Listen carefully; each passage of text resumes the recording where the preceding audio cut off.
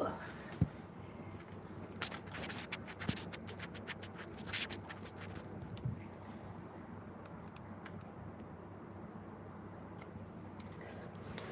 All right, you guys, I'm about to have a hypnosis session. I wanted to record it, so I thought this would be the best one. So let's go ahead. She sent me a link. I'm gonna go ahead and log in on the link. Let me make sure this is turned all the way up. The volume looks like it's turned up.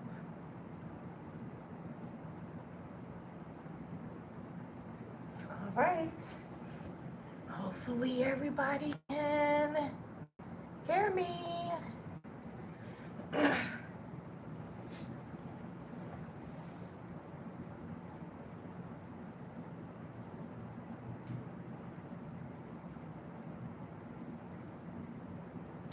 I didn't know they was gonna want me to install Zoom. That's OD. Okay, but I'm downloading it.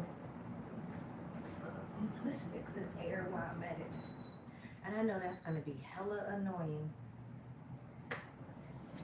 Being right there by the air, but that just kind of is what it is.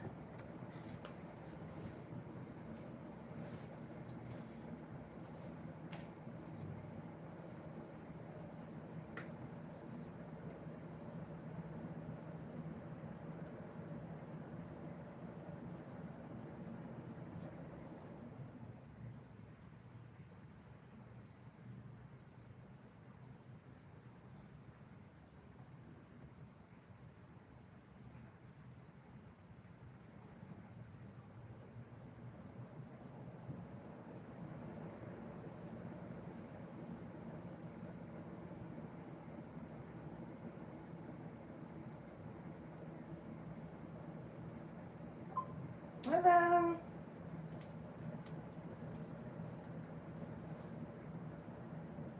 I connected?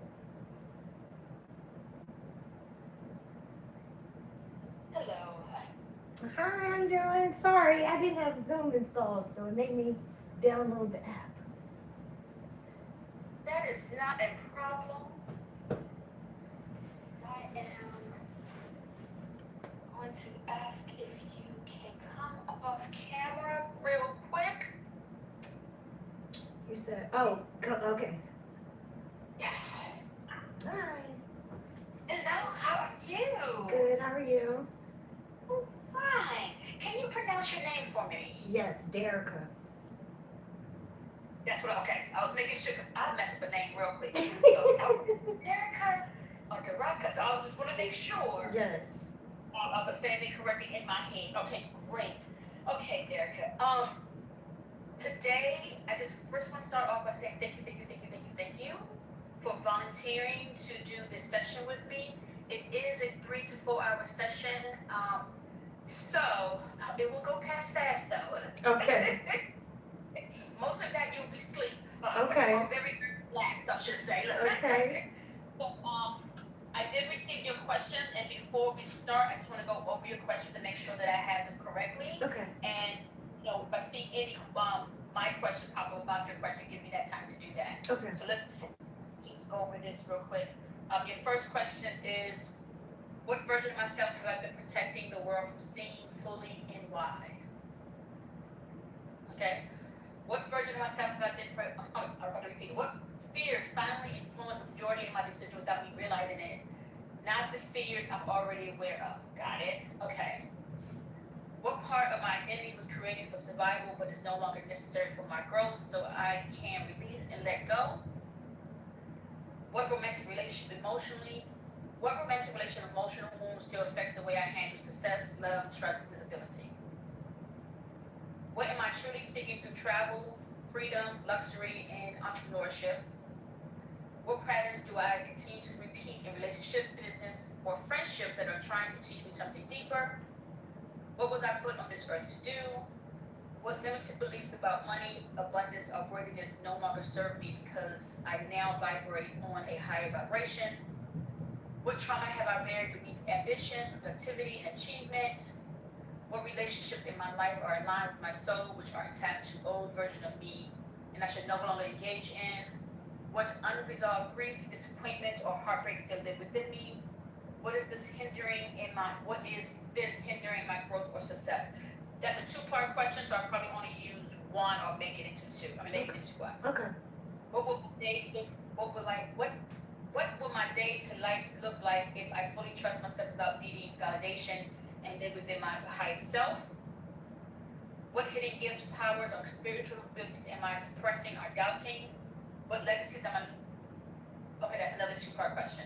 So I'm gonna skip that one. Okay. What exactly and specifically does my higher self want me to prioritize during this next stage of my life? And last, what blocks are preventing me from receiving abundance with ease every day? And what message does my soul most need? What message does my soul most need me to hear and finally understand that's right now? Got it? I covered it? Okay. So, I am Dr. Kate Lucas. I am by trade, a drama therapist and a practitioner, a spiritual integrative healing practitioner. And what that means, integrative healing, I'm supposed to be recording. I'm still trying to get myself together. No, you're fine.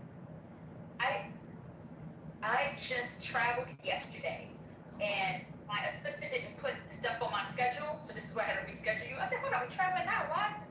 I got an appointment. Right. So that was one. So I was like, okay, let's fix this. So I just got in late last night, and so I'm really trying to get myself recording in progress for all this. And so, yes, this is why I'm still in training. That's okay. To get all this together. So let me go back. Okay. I am a registered drama therapist by trade, but I'm an integrative healer by life choice, which they all go together. I use them interchangeably, and what I mean by integrative healing means I take different indigenous practices and I integrate them. I found very similar and commonality with all of them, and so the ones that I've studied, and so because of that, I integrate all of that together to help those who come to me or those who come into my cipher on their path to healing. I help guide it there. So that's what I use. And this is just another modality that I'm adding to that. Nice. So, yeah, your questions. There's 15 questions. I would try to get to all of them when we are actually in the session, but I don't want to say, oh, I do and miss a couple here and there. It depends on how the session can go, and that can go anyway. Okay.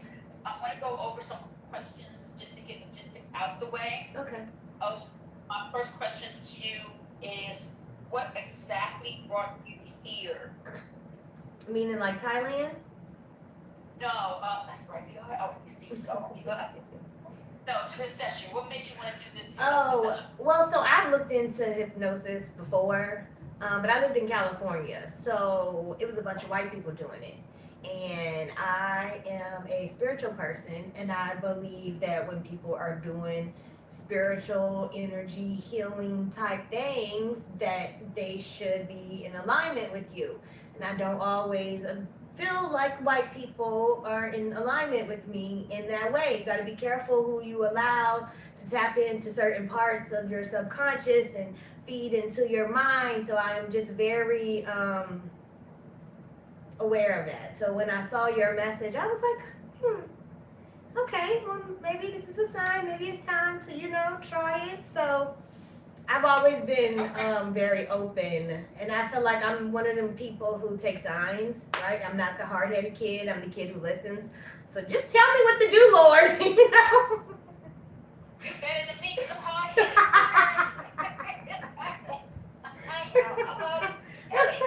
Maybe something. I guess it naturally, but Okay, good. All right, so this is just you exploring hypnosis because you had a desire to do it before. Now, Yes. what brought that desire before? Like, what really said, oh, I'm going to do this, but white people are doing this, so I want to do it with them? Well, I think there are, like you said, there are a lot of modalities of healthcare or, getting different mental, spiritual, physical needs met in different ways. And I had like a DO. My doctor was a DO. I didn't do Western medicine. I did Eastern medicine. I did a lot of like acupuncture, and so I was already like anything that you could totally find to add on, throw it in there. Initially, when I looked it up, I was going through a bunch of health issues, which they have not necessarily gone away. And that's kind of also what I want to get some clarity on, right? Is it me or is it really my health? You know what I'm saying? Because people have cancer and they start businesses, they have kids, they have husbands, right? So I'm not saying that everybody's health stuff is the same, but I really want to know, like, is it me or is it really the stuff, right? Am I really genuinely not able to do it? You know what I'm saying? So I just want to get some clarity on that, and I guess it's been a couple of years. So hopefully, All right. Your spiritual belief, you already kind of mentioned a little bit, but give me more detail. Do you believe in a higher creator? How does that look? How does that feel? And what practice do you use to do that, if any? So I do consider myself Christian. I do believe in God, but I am a spiritual Christian, right? So I practice hoodoo, right? I'm not one of them people who believe that hoodoo or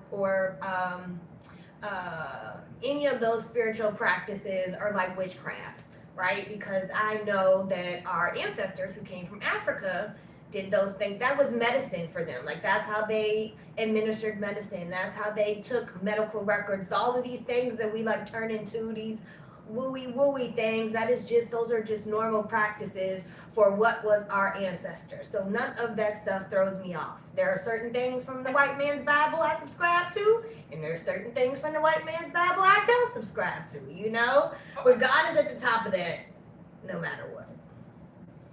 Okay. Awesome. Are you married? No.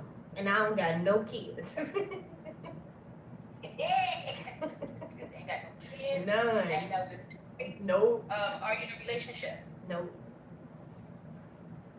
And that's why I asked that question too, right? Because I'm cool with it. I'm not one of them like, oh, I'm hyped to get in a relationship. Where's my man, my ovaries? Oh my gosh. So I'm not there, but I also want to know, is that because of a trauma response, right? Do I not give one or the other because of something that happened? And now I'm like, fuck these niggas. Like what is that about? If you can go through your dating experience, I don't need all of them. I just need the ones that you consider important and that had an effect on you, whether that was good or bad. Just their first name. Don't need the story. Okay. Just the first name. Okay. My first, I think his name was Trey. That's when I was like 18. And I think there was my boyfriend. I guess my first like official boyfriend. His name was Augusto.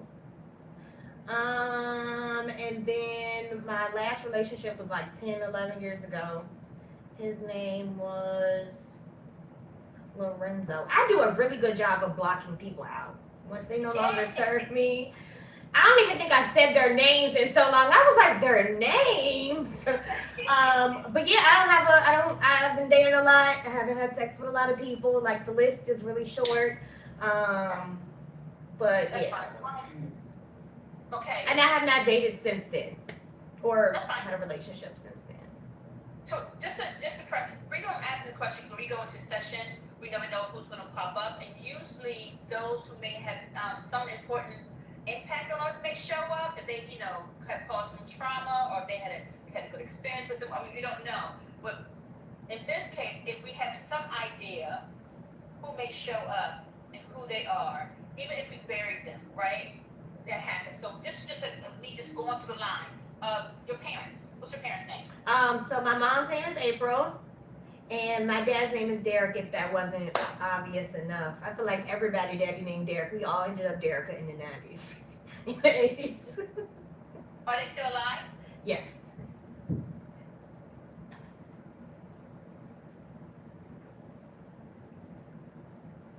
You have siblings? Yes. I have a little sister. Her name is Brandy.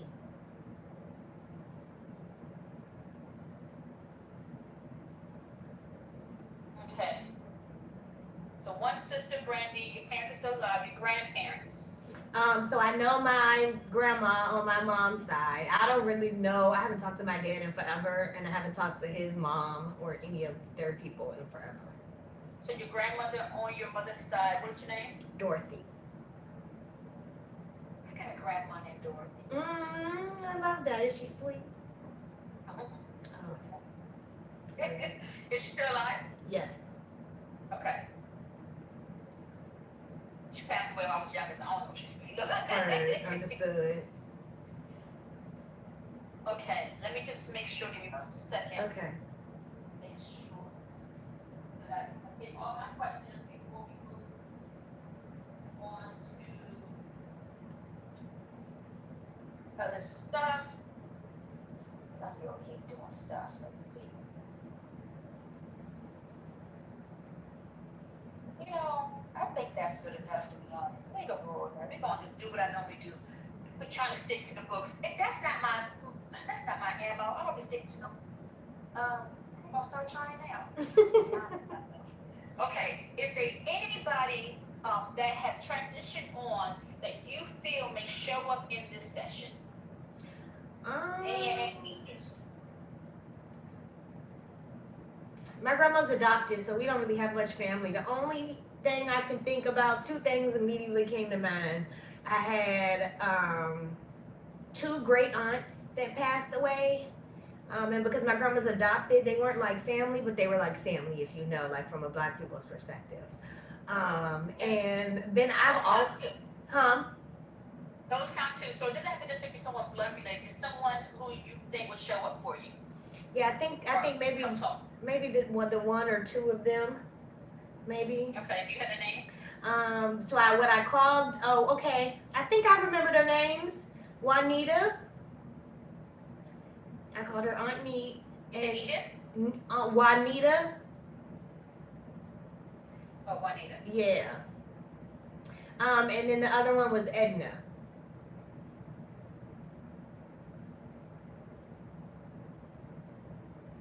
You said mother's side, right? Yes. Yep. Okay. So you did a little bit of freezing or whatever it ended up be doing. So I feel like you may have some disturbance. So with that being said, when we actually did the hypnosis, you are fully still in control. You are fully still aware. Have you been in trance before? Did meditation or anything like that?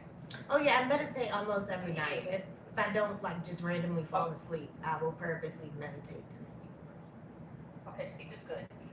Okay, so this is almost like a meditation, right? But it takes you to like the 4th level of consciousness. Okay. So you go deeper and deeper. So in this, you're still aware, but you may see it as a dream, or you may hear it, you may feel it, right? It depends on how it shows up for you and how you, as I say, your gift is, right? So Okay. if you are dreaming, you may hear both. You may hear it as well as see it, right? Like a film or like a vision or anything like that. You may see it from a 3rd person point of view, which means you're looking down or you're not in it, or you may see it and feel it through your own personal experience. So it shows up differently. There's no right or wrong. There's also no right or wrong answer. Why? Because this is your consciousness speaking. You're tapping into that mind that you usually don't tap into because the world is too much involved, distracting you, right? You have all these things in your head. So we're going way back there. Because it's a spiritual hypnosis, we also go into the part where we tap into your spiritual guides, your ancestors, all those beings that are assisting you, as well as those that may not be assisting you, that may be causing you some trauma, may be attached to you, or doing some block, anything, right? So that is possible as well. We're not going to, sorry, Steph is just falling on this small little desk. Get over there, man, sir, man. We're not going to go into a place where you cannot come out of, or if you want to stop, you cannot stop. Okay? So again, if you feel like you need to get up, you think I need to bathroom. Using the bathroom is a form of release. Okay? So if you really feel that pressure, like I can't go, you're like, I gotta pee. Okay. And I slowly bring you out of it, like count to 3, you out of it, and then we just put you back in. Okay. Okay. You know, it's okay if you gotta go to the bank. It's okay if you need to stop. If you need to stop and feel like you can no longer continue the session because of whatever comes up, then just I probably ask you 3 times. Like, do you really want to end this? Do you really want to stop this session totally, et cetera, et cetera? And if you constantly say yes, then I'll bring you out. And then we discuss a little bit of what you want to discuss after that. If you know, if you don't want to continue a session, and that's it. That's perfectly fine. Everyone's different on where they're at. Again, we don't know what's going to come up. Right. So, okay. Other than that, how you feeling? I'm feeling good. I'm excited. I can't think of any like crazy traumas, you know? I feel like I have like regular black people who live in the inner city issues, right? I can't think of anything crazy. So I would be really interested to know if something crazy did happen and I just blocked it out. Okay. Okay. All right. Go to the answer. I did. Go take your drink of water. Okay. I can do that. I have water right here. Not a lot. Just a sip. Okay. Okay. Just a little bit. I know you went to the bathroom already, but if you want to feel like you need to go again, you can. I want you to be as comfortable as possible. You can lay down. You can sit in a chair. You can grab a blanket. Whatever it is you feel that you need to get comfortable. If you can cut up all the phones. And this one shouldn't ring while I'm on it. Let me make sure, but it shouldn't. Even on your lap, I don't know if you're or sometimes those can come through, interrupt you. Oh yeah, let me check.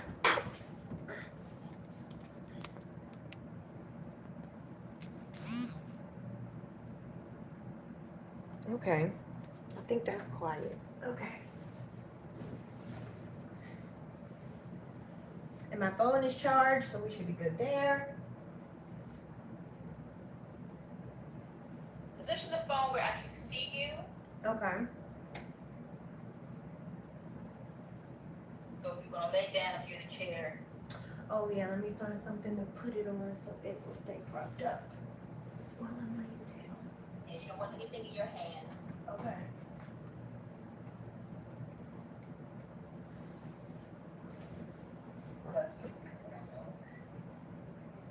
Just in case you decide to call me.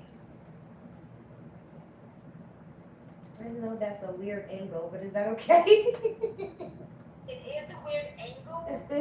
Should I can look at my tripod. Give me 1 second. That works. Good work. Who's sitting here? Okay. Give me 1 second.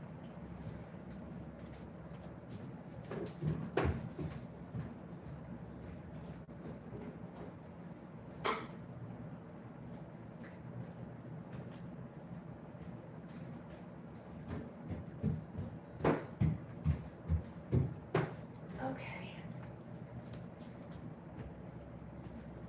This one needed. Oh. That worked. Very quickly. Okay, ma'am, sir. So okay, just tell me. Keep burning. Okay.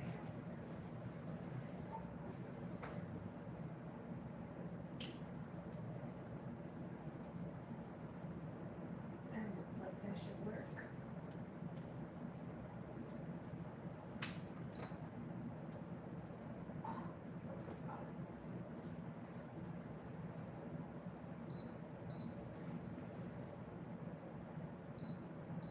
Okay. I was bringing my babies. It caught fire very quickly, so I said, oh, Oh no. I said, let's give me something else. Okay. Is this a good angle? Okay. Yes. Angle? But are you comfortable? Because I want you to be comfortable. Yes, I am.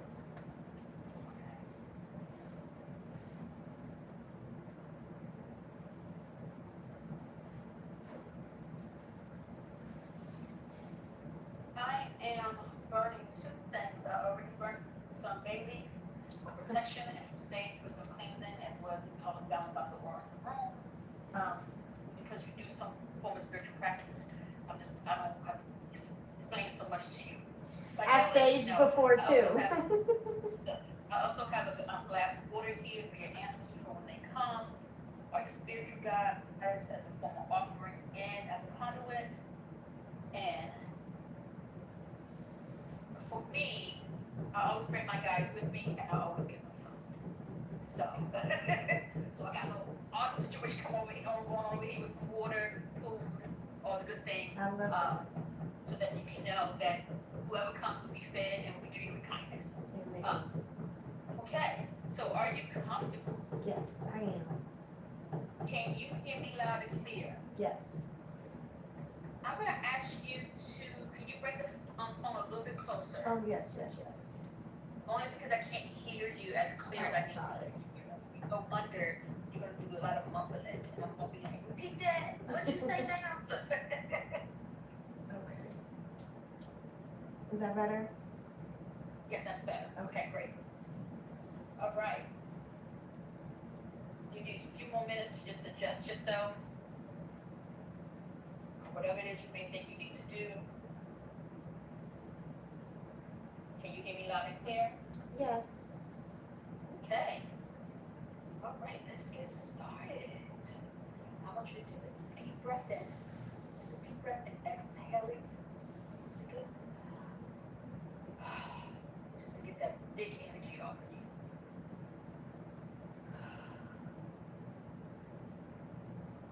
Okay. Close your eyes. You're going to take 3 deep breaths. Go ahead and start. Breathing in and breathing out.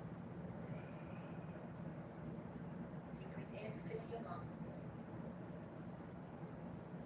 And as you exhale, I want you to say relax in your mind. You are telling your body to relax.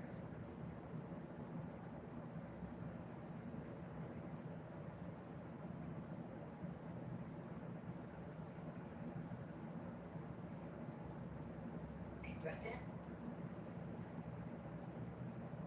Breathe out.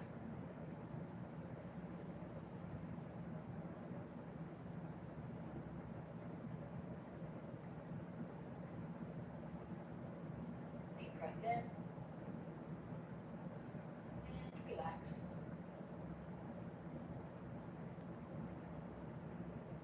Last deep breath. Deep breath in. And relax.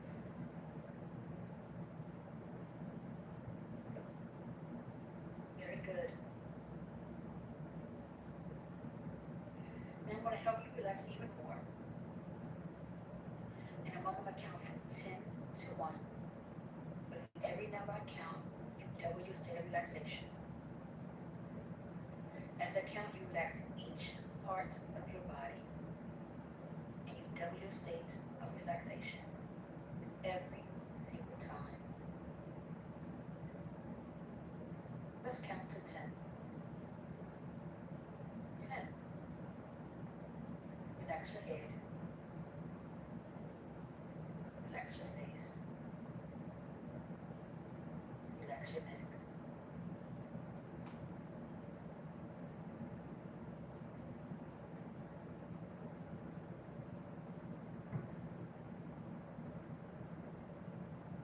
9. Relax your face. Your jaw. Your shoulders.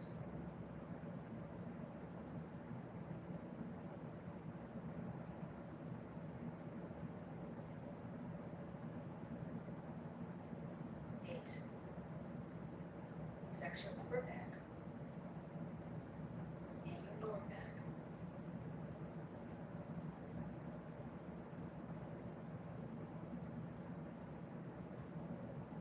7. Relax your chest and your arms.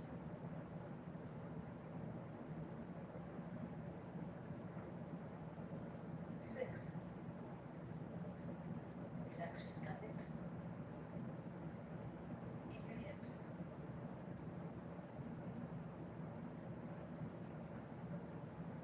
5.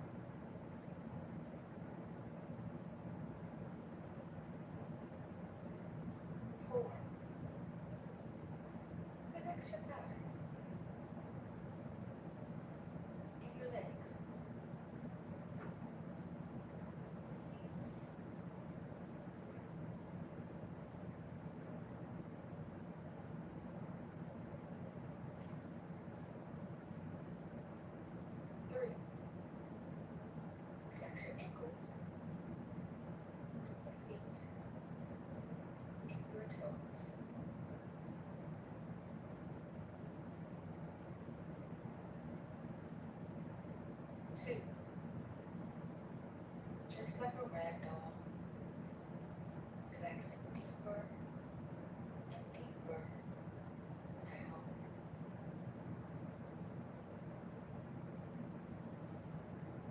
When I get to one, you might be even deeper relaxed.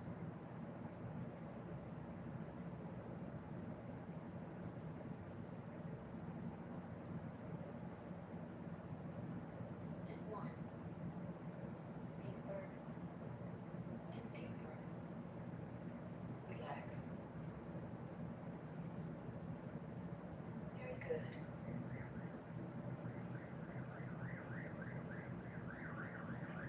Now I want you to direct your awareness to your closed eyelids.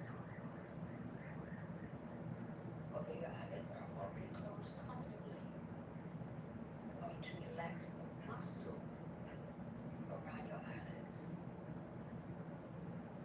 the upper muscle, lower eye muscle. Relax the muscle on the right, and relax the muscle on the left of your eyelids. Relax them so much that they no longer work. They no longer respond.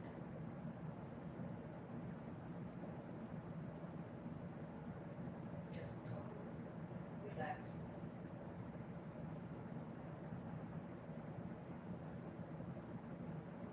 And now imagine that your eyelids are sealed shut, as if sealed closed with super glue, as they just don't work anymore. Sealed completely shut, glue tight. Very good.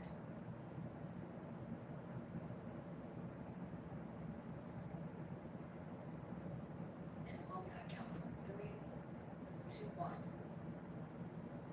And only when you're 100% sure that your eyelids won't work, won't respond, you try to open them, but it'd be impossible. And the more you try to, the more they close. And the more they close, the deeper you go.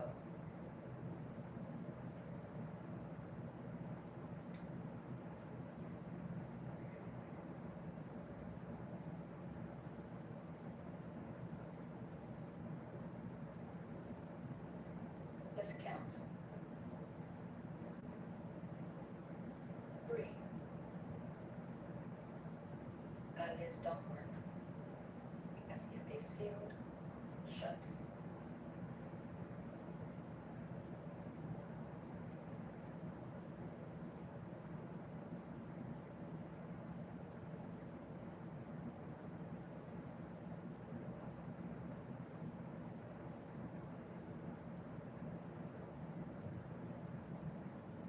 2. They don't work. They don't respond.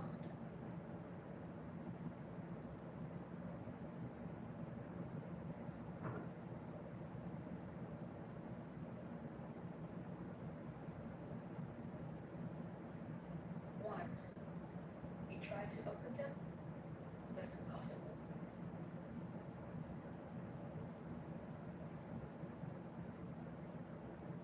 When you try, the deeper you go. And the deeper you go, the more you relax.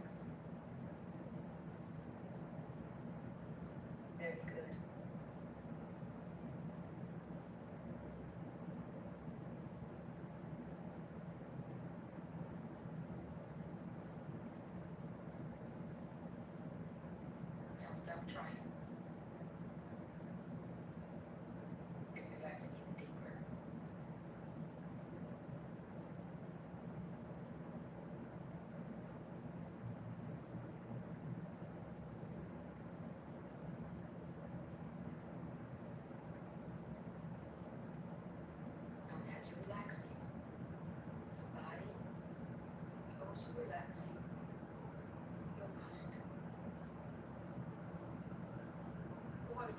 relaxing. But this time, to relax your body even more. In a moment, I begin counting backwards from 100 down. With each number that I count, double your state of relaxation and go twice as deep as before. With each descending number that I count, you go twice as deep, twice as relaxed.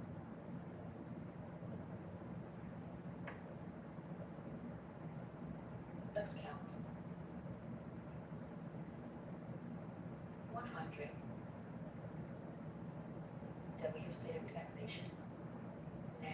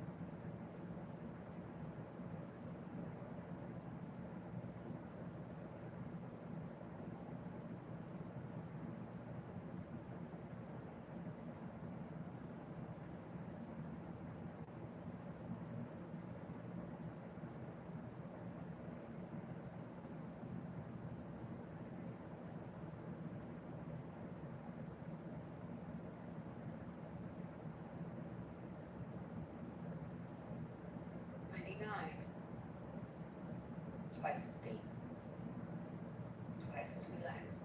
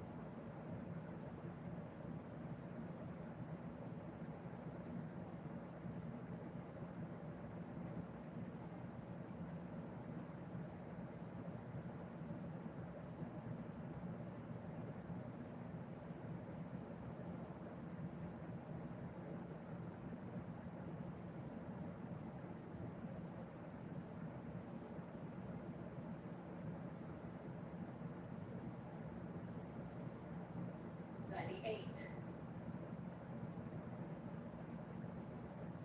Keep going down and down. 97.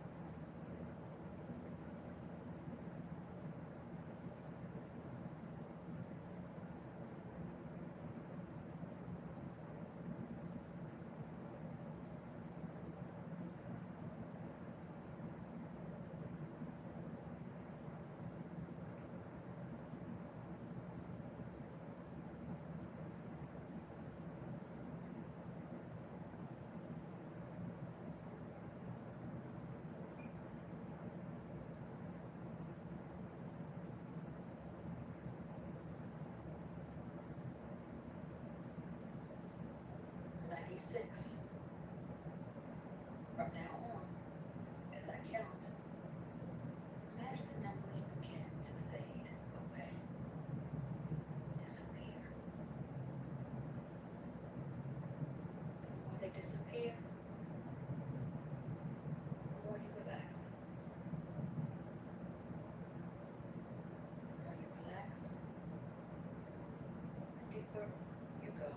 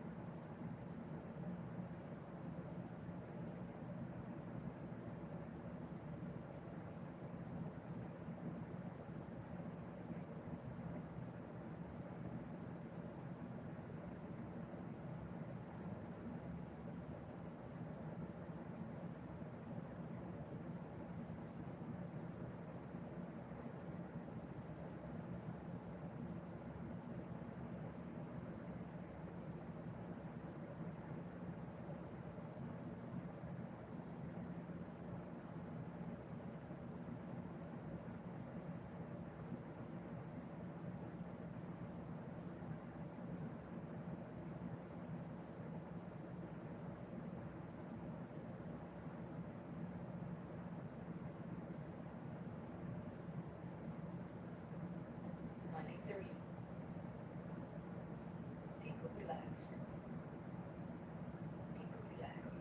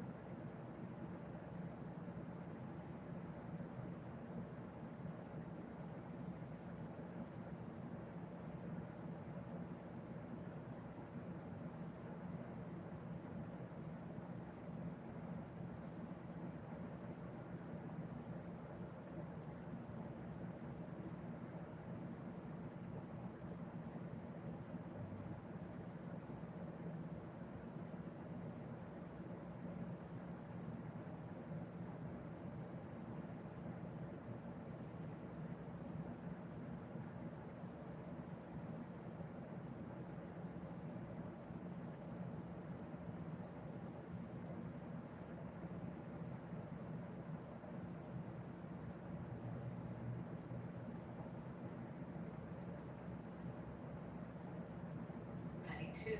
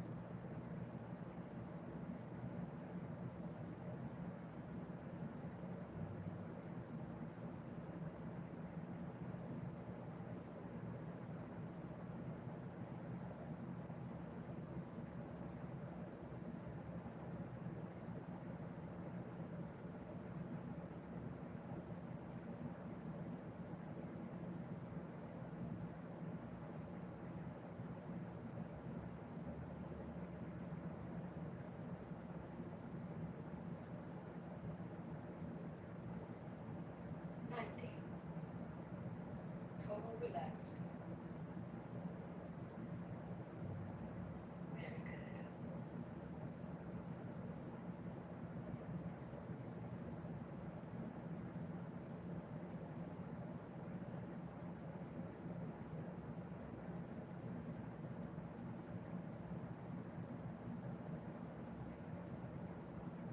As you enjoy yourself in this beautiful place,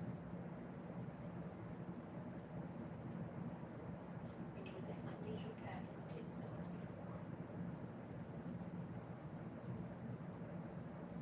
It can be a bridge, it can be a sidewalk, a trail. Imagine this path any way you want.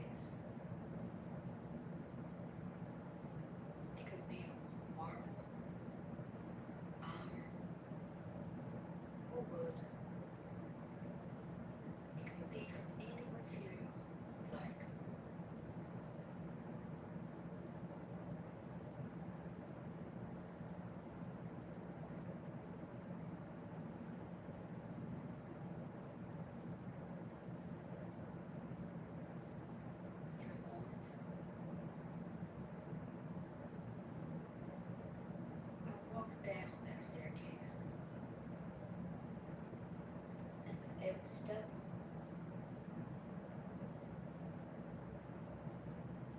I will count. Take you deeper and deeper into relaxation.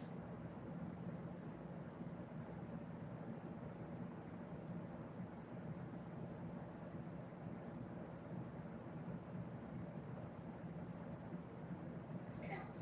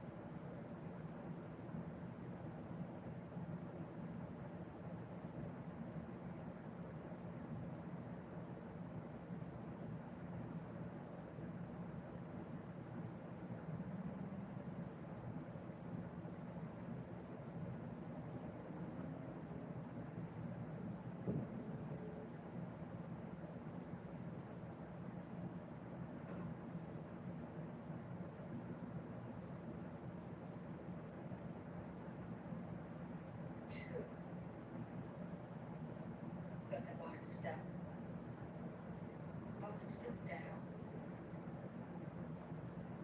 into your first memory.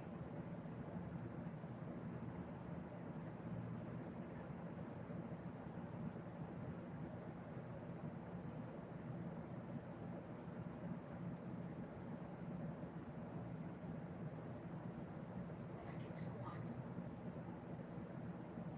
step two is sad memory.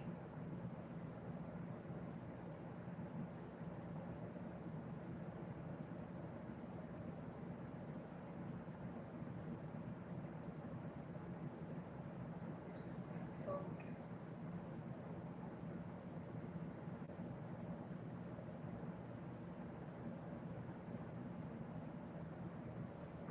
Intense emotion. It's clarity. Very vivid.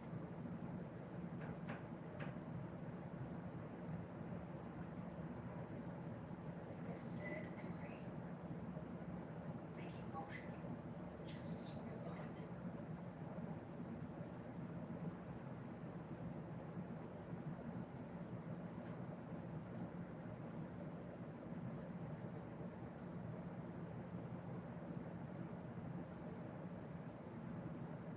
When I say one,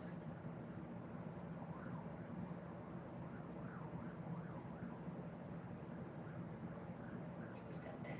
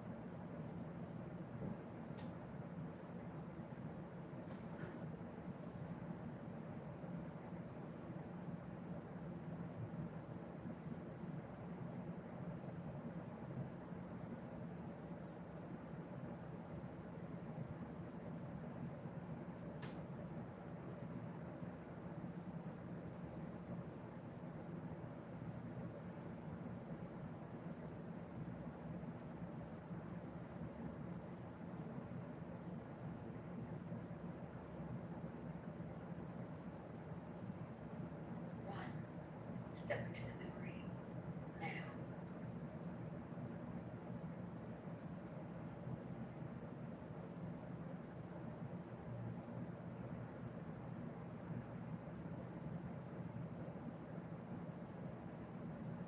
What do you see?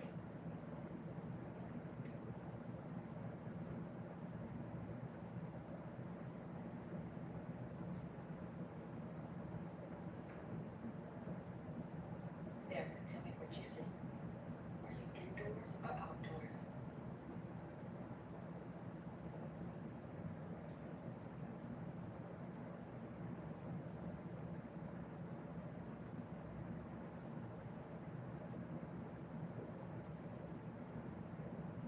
Judge yourself. Tell me if you are indoors or outdoors. Outdoors. Tell me what you see. Sitting on the steps, talking to my mom.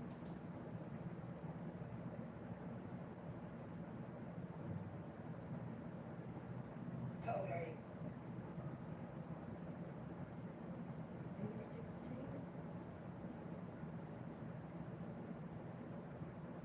Are you masculine or feminine? Feminine.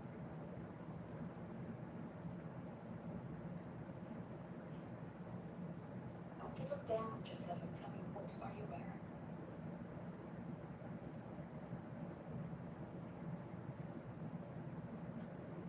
White Air Force Ones, jeans, and a white t-shirt.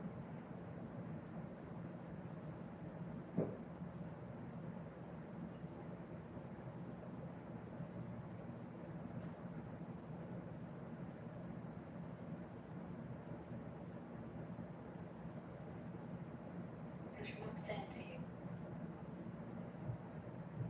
It hurt my grandma.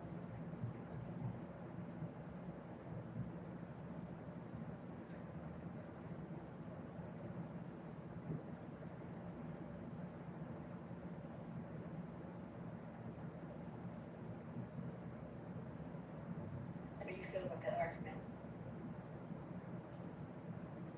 They always argue.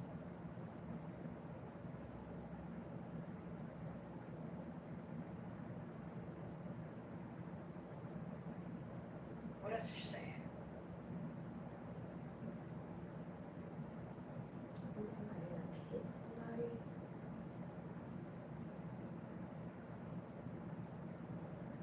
Repeat that. One of them hit the other one. I don't know who hit who. Who put their hands on who first. Somebody put their hands on the other.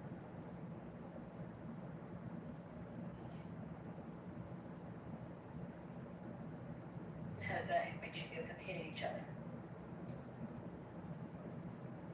It's normal. Just another day in the family.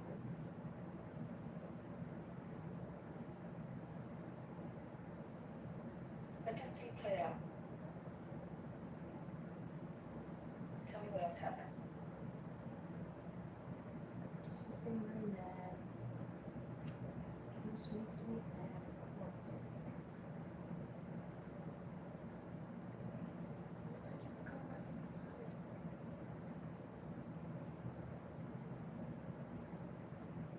You go back inside. Yeah, I was at school. She came to school to tell me what happened.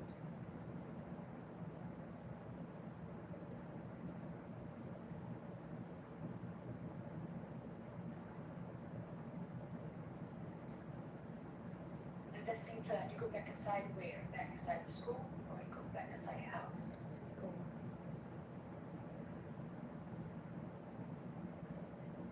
Let it play out. Tell me what's happening. Actually, I don't remember how the rest of my day went.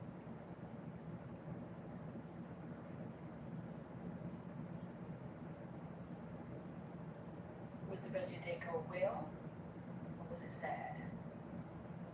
I would just assume it was okay. I don't remember. Nothing about the rest of that day stood out at all. Okay, let's go to another scene. So let that play out.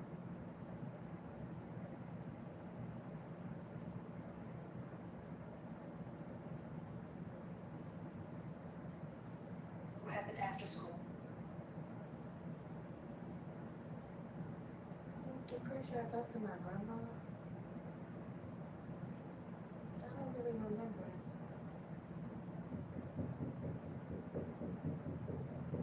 Sure somebody left. Probably my grandma. Okay. I want you to imagine a door. The door can be made of any material you like. It can be wood. It can be metal. It can be plastic. It can be made of feathers. Imagine that door.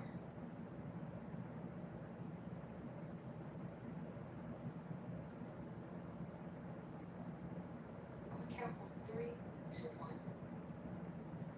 When I get to 1, I want you to open that door.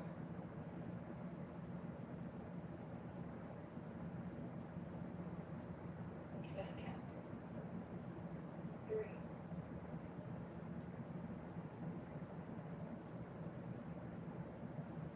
Relax.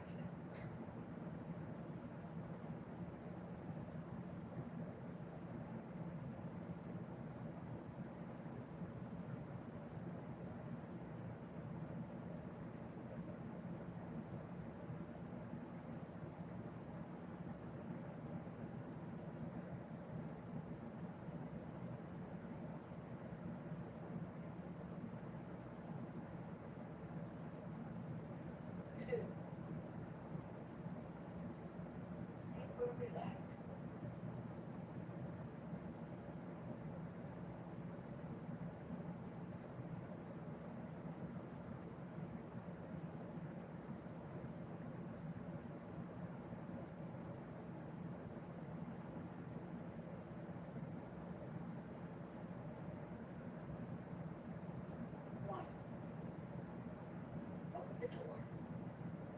step through.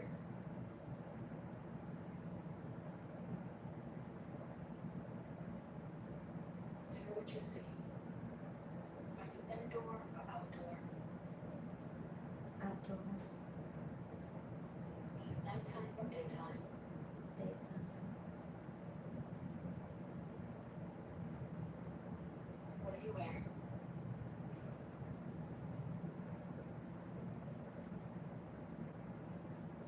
I don't know, for some reason I want to say polka dots.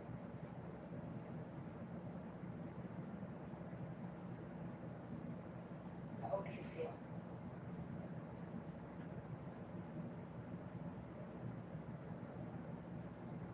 I guess my age. What is your age? 38. Are you masculine or feminine? Feminine.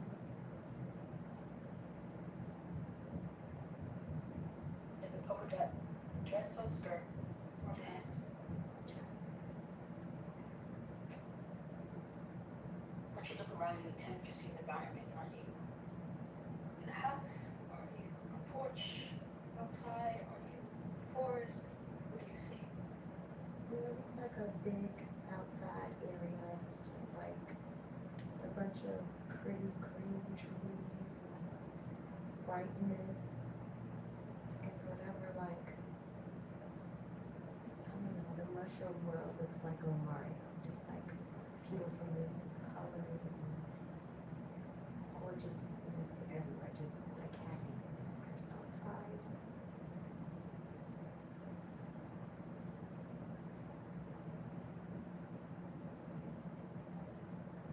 What kind of colors? Greens and blues and just bright colors. Everything is vibrant and true color. It's flowers everywhere and birds flying and it's good.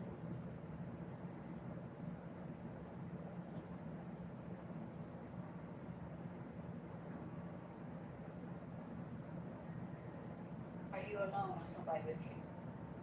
It's just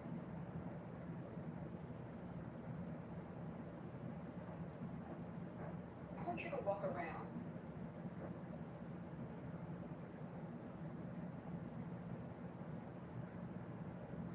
Tell me what you see.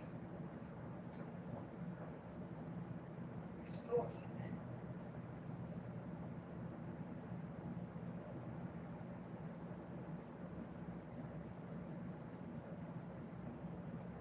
This looks like a park. I don't see anybody else around.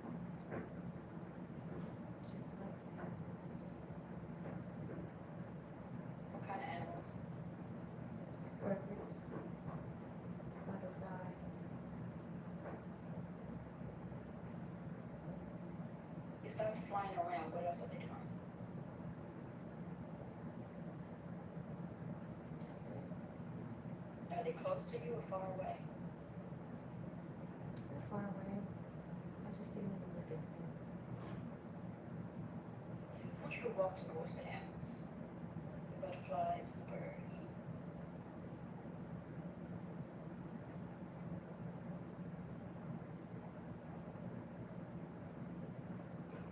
What happens when you come closer? What do they do? And one of them stops and sits up my finger.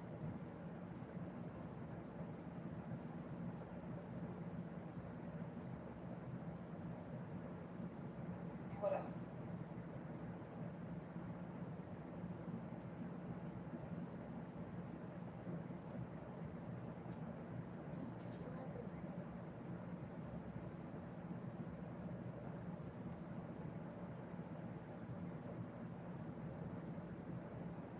You tend to let this thing pay out.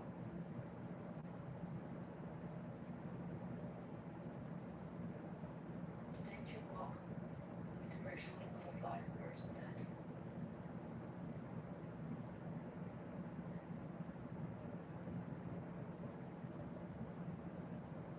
If you notice anything new, anything different, as you walk.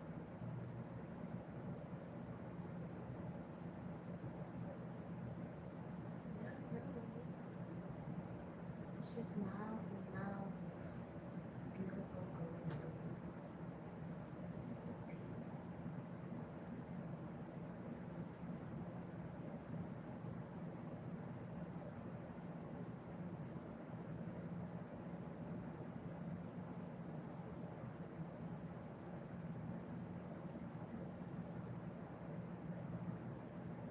as you continue to walk, I want you to imagine a house. The house can be made of any material you like. That can be wood, it can be sand, it can be mud, it can be rock.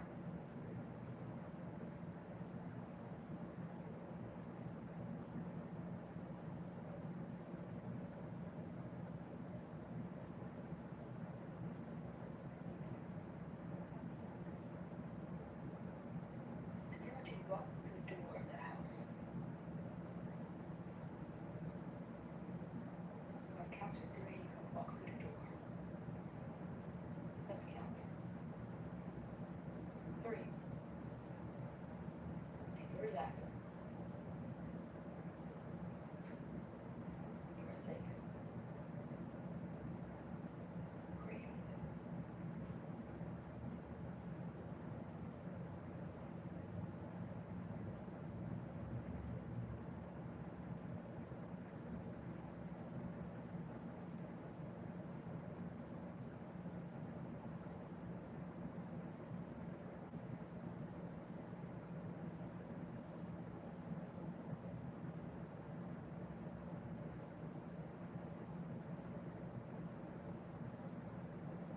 2.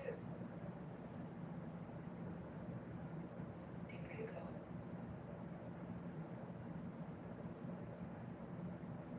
Relax.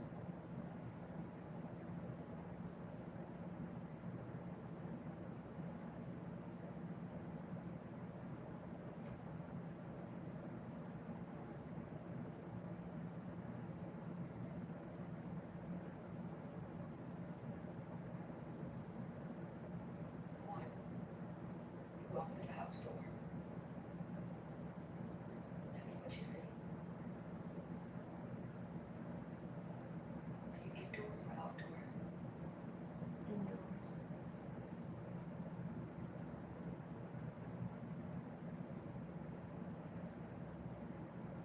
Tell me what you see. It's giving like Little House on the Prairie. Like a cabin type something or the other.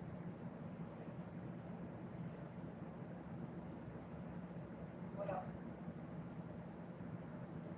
Like a little furnace where like the fire is going.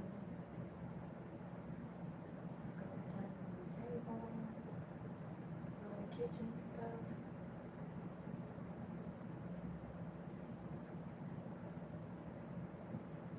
This looks like a regular house. Like a cabin. Back in the day. I guess when we drove from different parts.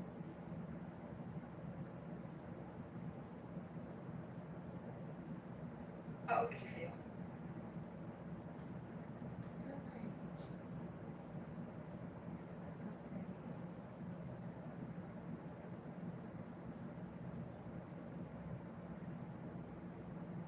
Are you masculine or feminine?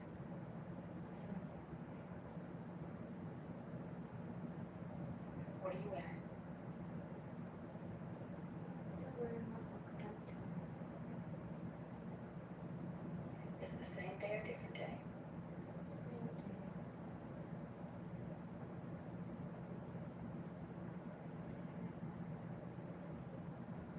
Are you alone or someone there? I'm alone.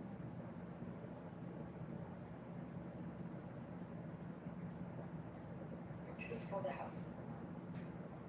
Tell me what you see. Tell me the layout. There's furniture, there's bedrooms.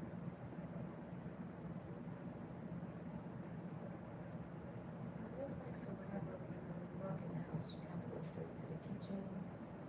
There's like a dining room table on the left, and then on the right, there's like the refrigerator, and the oven, and the stove, and the sink. There's like a back door.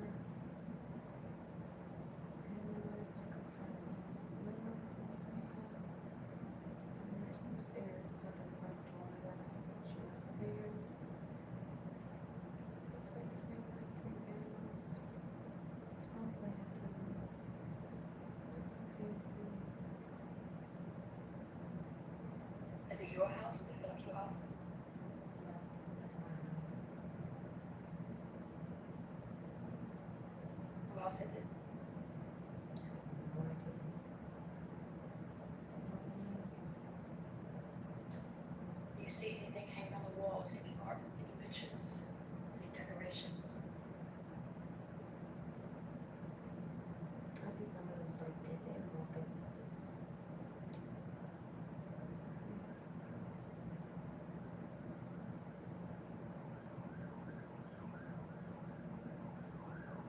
What kind of animals? Maybe like a wild boar or something.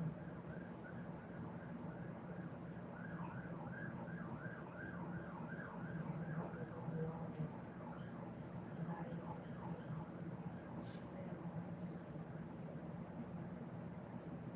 Let that scene play out.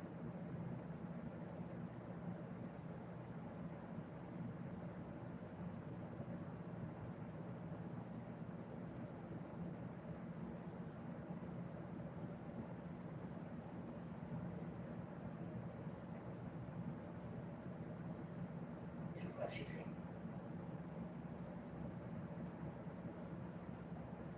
What is happening? Just empty rooms. And there's beds in there. There's a good dresser drawer.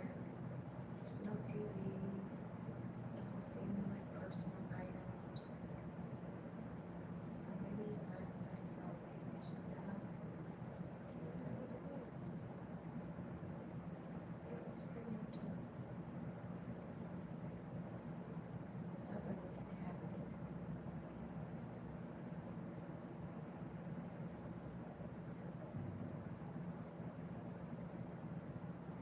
Why do you think you're there?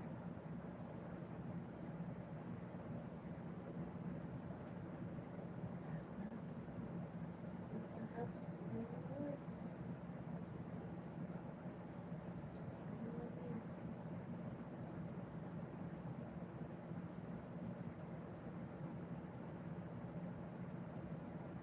What if you feel good alone in the house? Peaceful.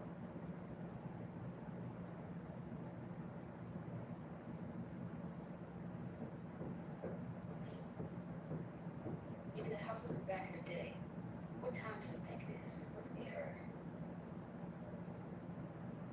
Is it current or past? Past. No, it feels current. It just feels like the house.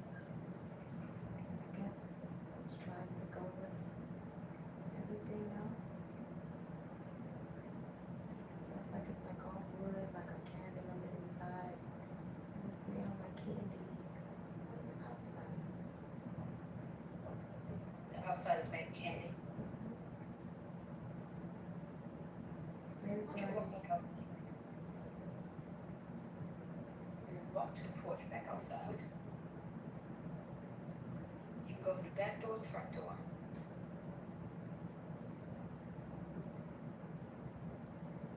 And look at the house made of candy. What kind of candy? What color? They're like colorful like the outside is. So like all the greenery and bright colors that were in the park or the forest or whatever that area was, kind of the same thing with the house. They're just very bright, vibrant colors. Maybe it's made out of like candy cane or something. They're all swirled. It looks kind of like a gingerbread house. But kind of like made from like vibrant colors and candy canes. Just very vibrant and colorful. What's the temperature? Is it warm? Is it cold? Yeah, it's warm, but it's not hot, not sweaty.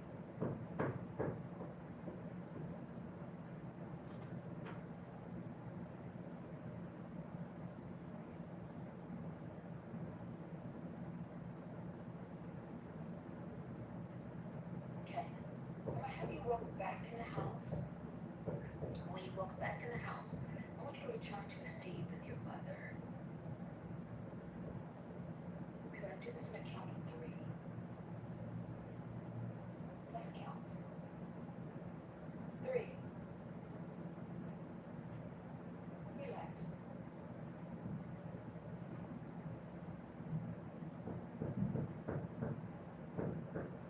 2.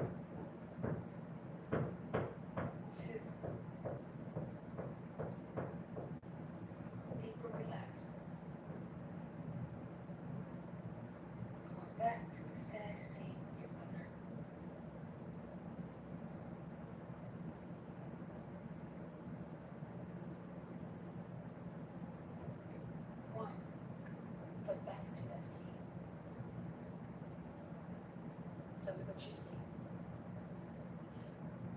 Just me sitting back on the steps.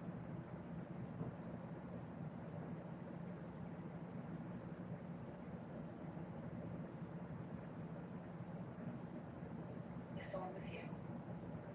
My mom, she's just standing there, venting.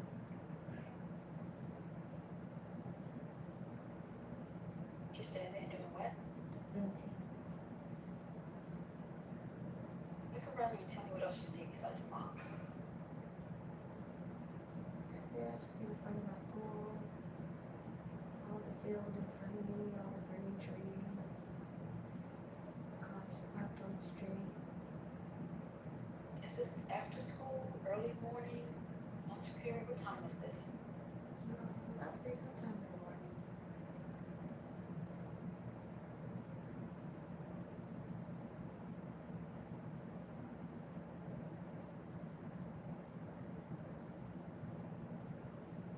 Just ain't to look around.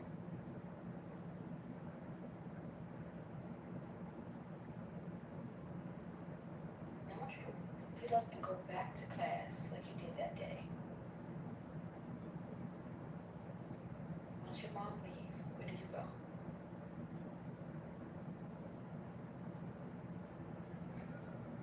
I honestly don't remember. If I had to guess, I would say study room. Maybe lunch.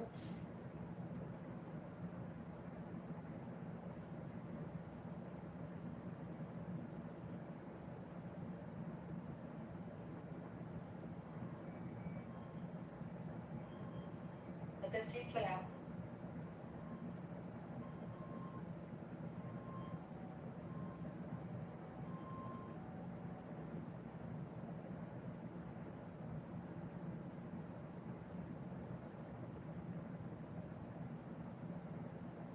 Tell me what you see.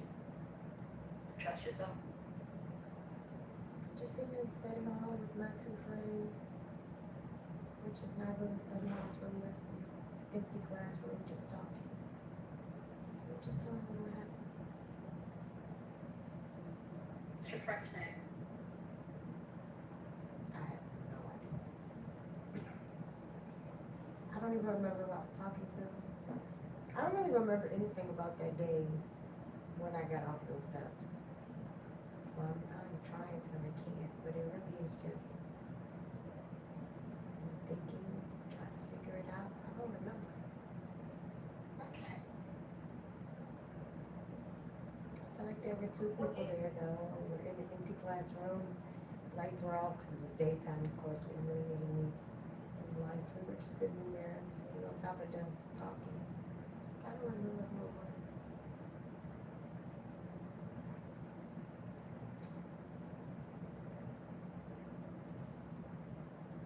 Okay. I'm gonna do a countdown from 5 to 1. When I get to 1, you're gonna walk through the door and you're gonna see your spiritual guides. Let's count.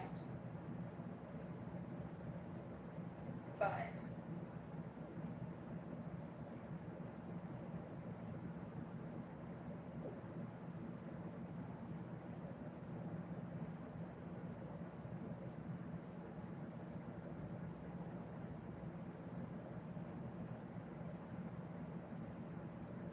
4. Relax.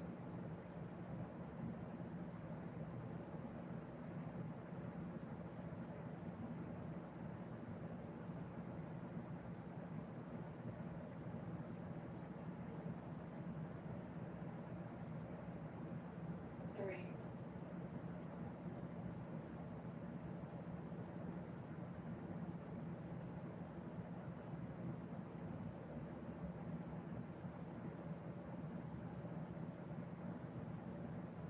Deeper you go.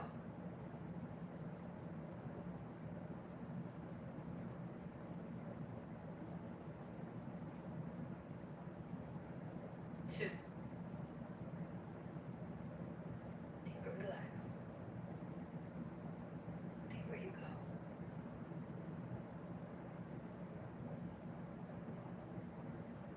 1.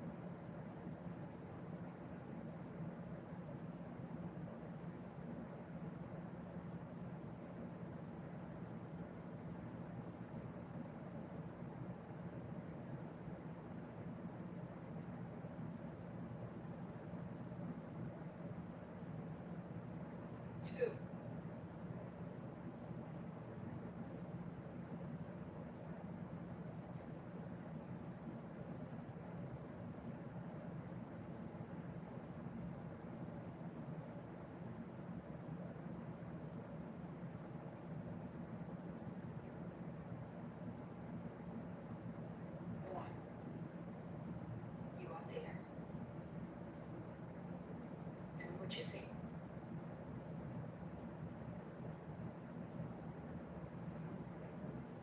Like some black room or nothingness.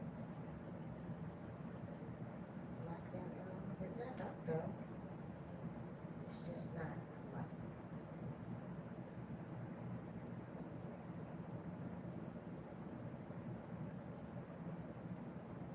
Are you alone? Is it right there with you?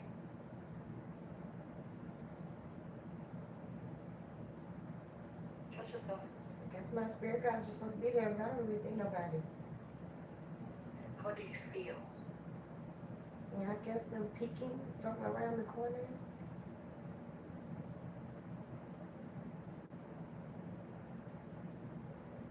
What's peeking? I guess they're just watching me from afar.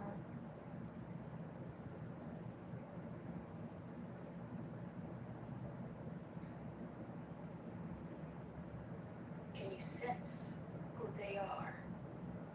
How does your body feel? I guess like they're always there, but I don't have any visual of what they look like. That's okay. But can you feel how they look? Can you hear? I can feel their presence.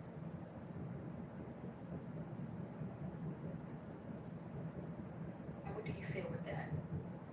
Just that they're watching, protecting.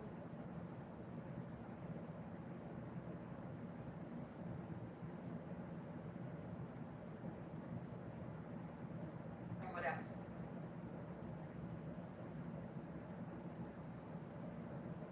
I'm more silent. I'm not saying nothing. They're not saying nothing. We're just kind of all existing in this space. It's like a black room. Or not room, space, because there's no walls or anything.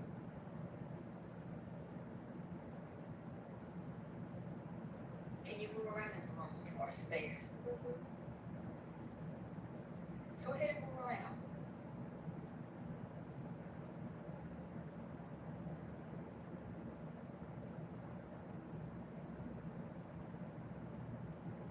Can you walk towards where your ancestors are at? Or your spiritual guides?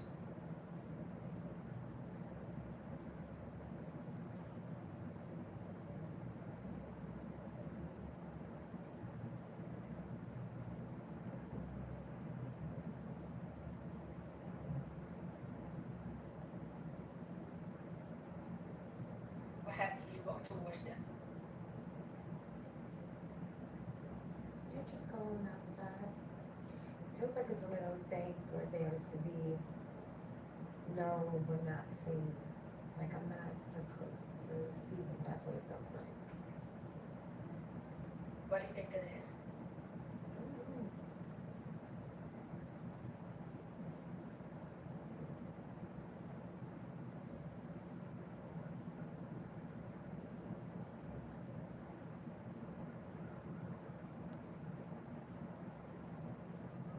If you speak to them, say hello, what happens?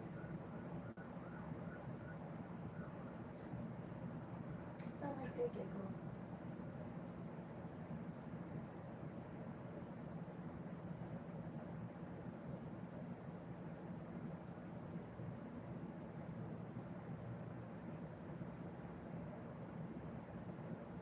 Can you ask them their name? Those that giggle.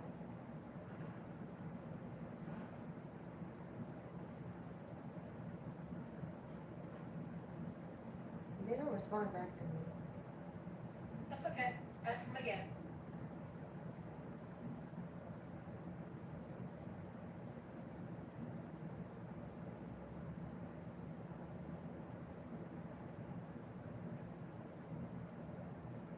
What do they do?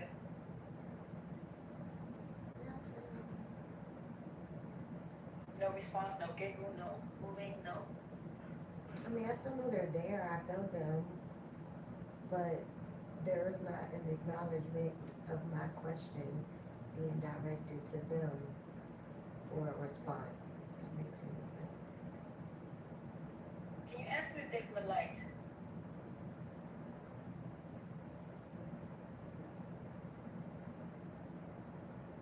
What I heard was hell yeah, and then they laughed.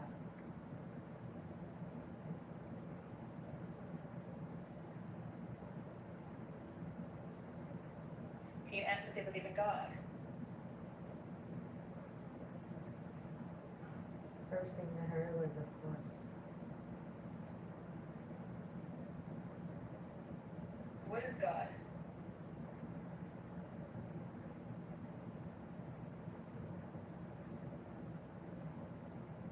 What I heard was he is everything.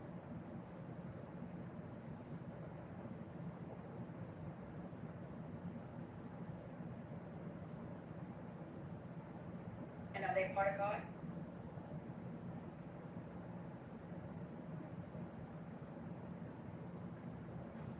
They said no, they his best friends.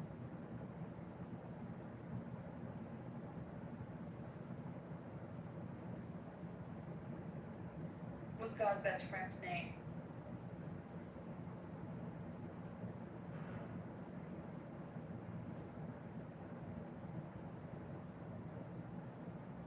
I just get laughs and jokes. What's the jokes? Like I have, wouldn't you like to know?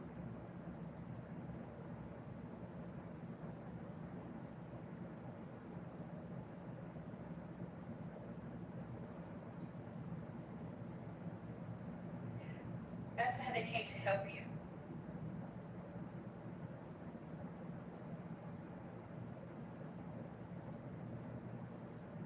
What I heard was get my life together and to protect me.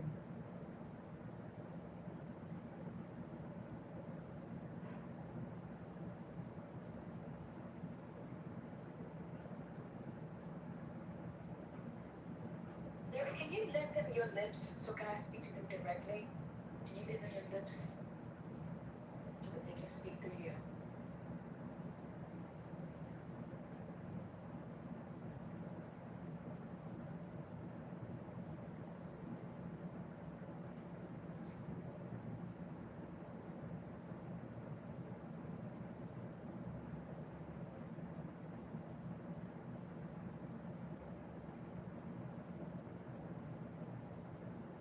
Lend them your lips so they can speak through you. And your mind so that we can hear. Temporary. Just one.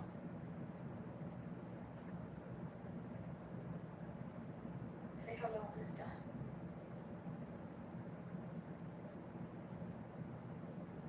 Hello.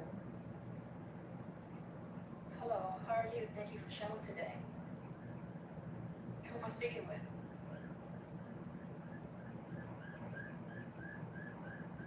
I'm still not getting the name.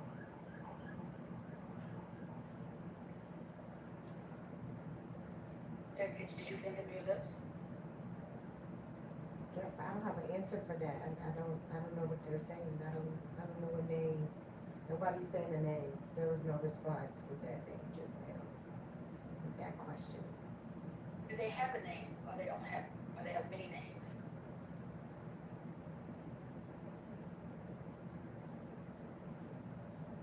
I'm not hearing any names.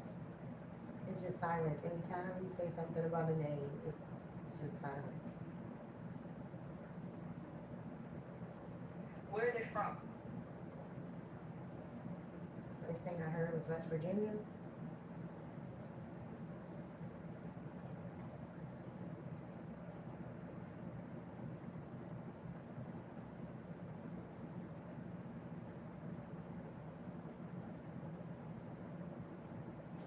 And how do they help you?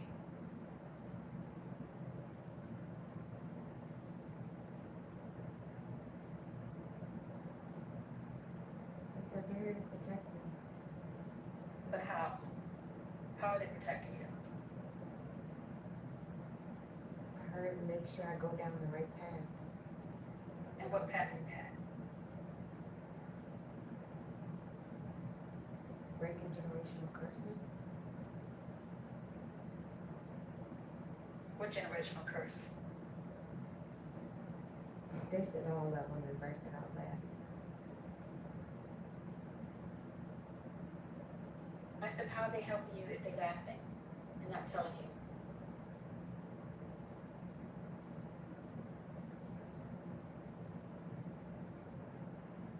You know, the first thing I heard was, I could show you better than I could tell you.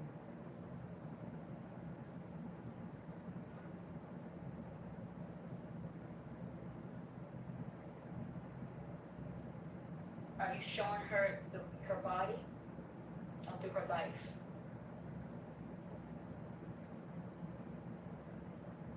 They said through my life, I'm here because of them. What do they mean by because of them? First thing I heard was I should have been dead.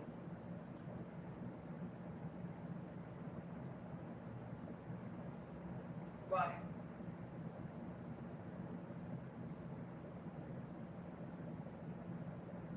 They said my mama shouldn't have been having no baby.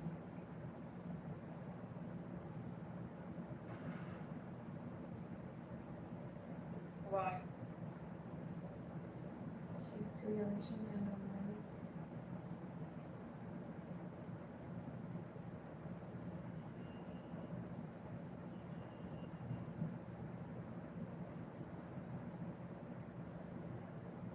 But how do you almost die?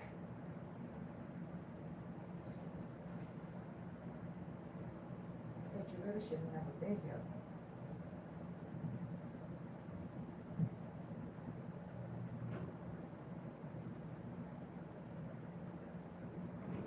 But she's here now.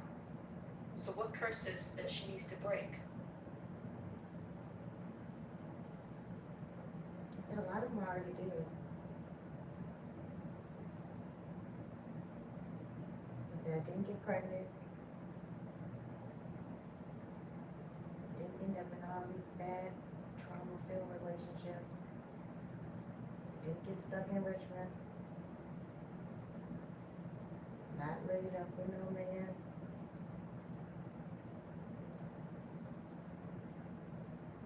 And they said the list goes on. There's a bunch of them. They just every day are blocking from my conscience.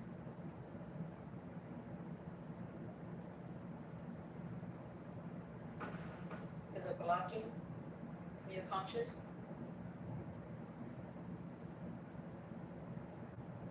Repeat that.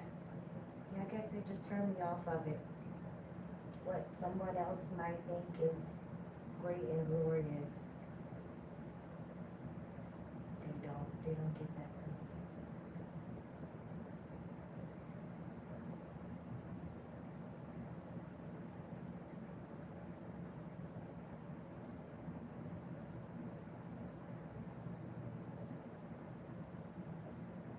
But what curses does she need to break? The ones that have not been broken. Being successful, creating generational wealth, creating a legacy, creating college funds, savings accounts, 401ks, retirements, owning a home, passing down anything at all whatsoever. So how are you helping? Just like keeping me on the right path. But what's that right path? You said that, but you're not explaining how you are keeping her on the right path.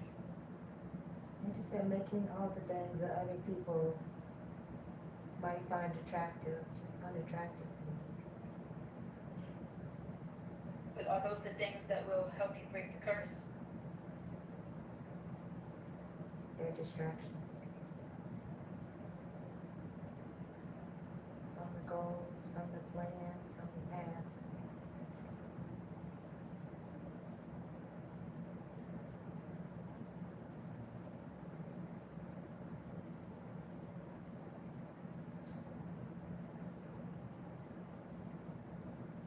What exactly are the distractions?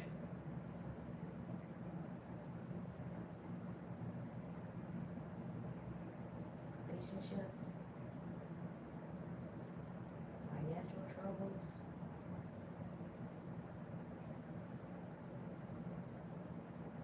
Things And that don't. you're stopping her from getting to those because they're distractions. From the goals, from the plan, from the path, generational wealth, owning homes, passing down properties, having a retirement plan. Okay. Well, I'm glad you're helping her and stopping from her distractions, but can you explain to her how are you helping her become successful? How are you helping her to get a 401k? How are you helping her to have wealth and legacy?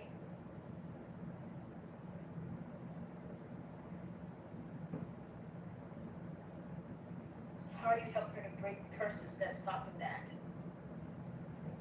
They just keep saying, keeping me undistracted. They just keep showing me all of these other people who are distracted by all of these things, and they're just keeping me away from it. Who's the other people they're showing you? It's not people I know. It's just like people being in relationships, and a relationship being a distraction unless your partner is in alignment with you. A lot of people don't find partners who are in alignment with them. They just want a partner. That's a distraction. They find friends who want to learn from them versus friends that they learn from. That's a distraction. So they're just showing me all of these different scenarios of where my life could be, how I could have a house, but that would just be a distraction from my goal of wanting to travel the world and explore. So just showing me all these like scenarios of how my life is not like the other people's, because they have taken those things that could be distractions from my bigger goal away from me. They just don't make them look attractive to me. You know, I don't know. I'm not like eager to have kids or any of the things. It just doesn't feel attractive to me. It feels like a distraction.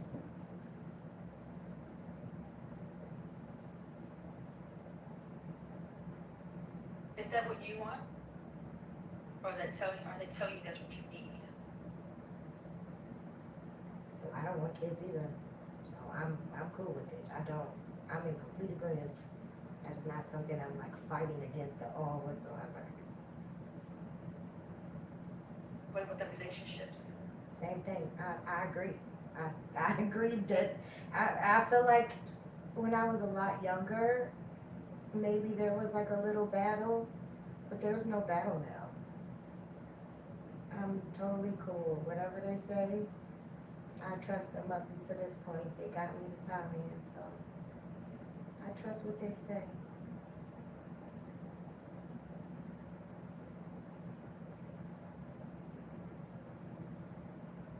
What are they saying now?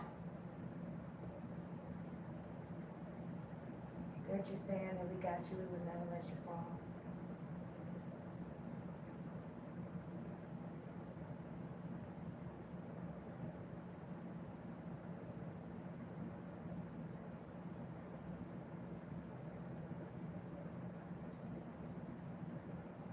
Can you see them now? No, Can you feel how many they are? maybe like 2 or 3.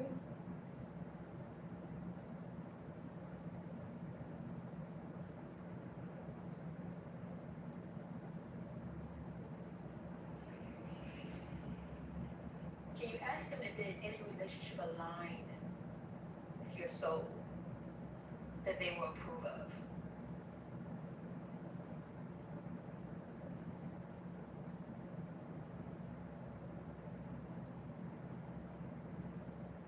They said, like, do you mean, is she gonna be the man? Is she gonna get married? Whatever. Is there any relationship They said, that's yeah, he gonna aligned be with your fine. soul?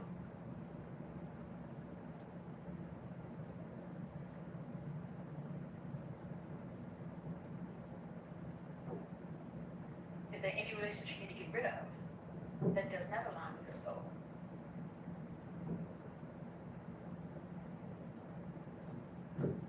I'm not saying any names. They said they can't think of anybody. one of them said, let me get back to you, so I don't know what that's about.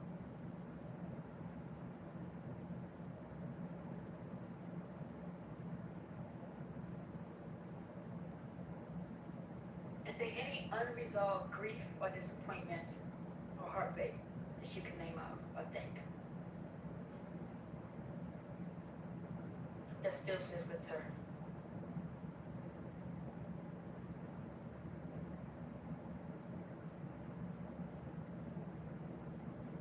I'm not really saying anything. They're like questioning each other back and forth.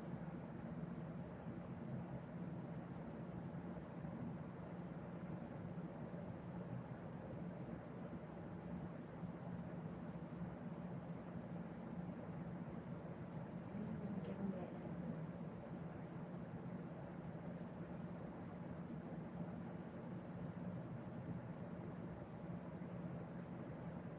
Is there any hidden gifts, talents, or power, or even spiritual abilities that she has, that she's been suppressing, that can help her?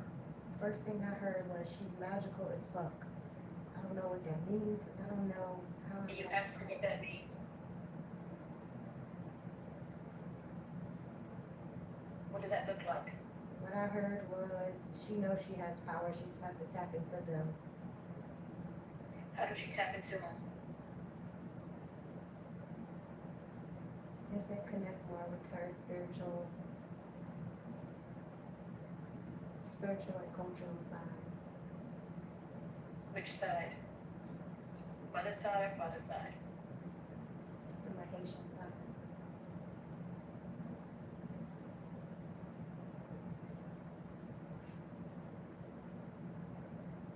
Right near the patient. Yeah. Which one? Someone that looks, well, she don't look because I can't see her, but she's giving off female. Trust yourself. Female. And what else? Well, I can't see her, so it's just a energy. So there's a knowing. Yeah, it's a knowing. That's good. You know she's female. You know, I guess around how old? She's giving auntie vibes. So maybe 50s, 60s, maybe.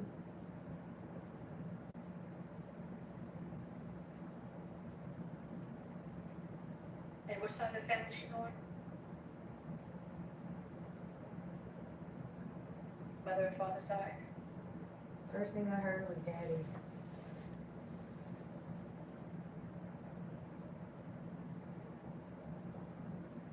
Can she tell you how to connect to your Haitian side more?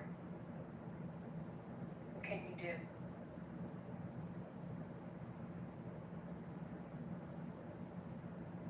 She said tap in, research, and connect.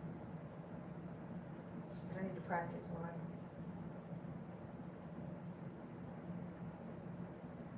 She said Practice that exactly it will what? come to me. My rituals. Hoodoo. Repeat that. My rituals and hoodoo. Is hoodoo from the Haitian side? Hoodoo is an American No, that's not spiritual. what I'm asking. Is hoodoo the practice? Are you practicing hoodoo from the Haitian side? Because she's Haitian. My grandma's side is Haitian, so I don't know why my father's side, this lady It's okay. is telling me to practice hoodoo. It's okay.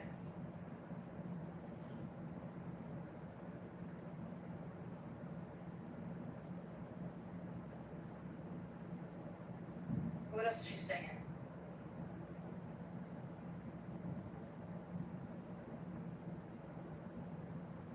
She just keeps saying, you already know you got gifts. Can she remind you what they are?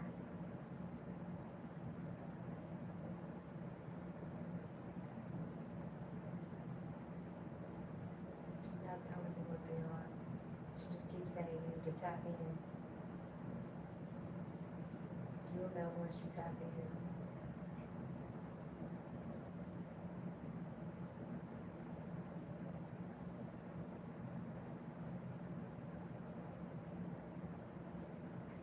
exactly and specifically does her higher self want to prioritize now?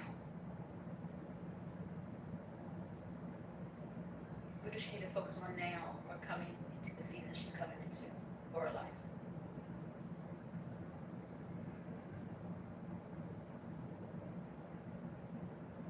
What I heard was tap in and practice your hoodoo. You need to get in alignment.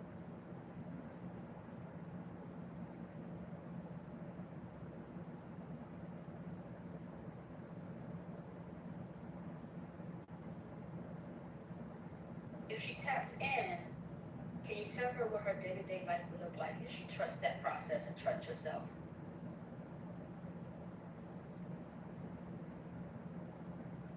First things that I heard was happy and peaceful.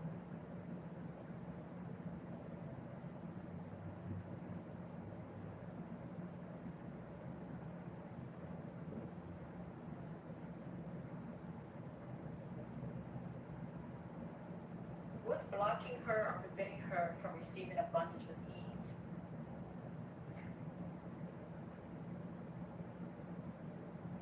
First thing I heard was herself. Oh, that made me have to go to the bathroom.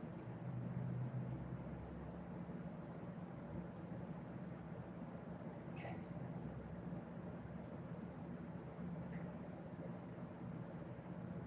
Before you go, I want to ask your spiritual guides one more question.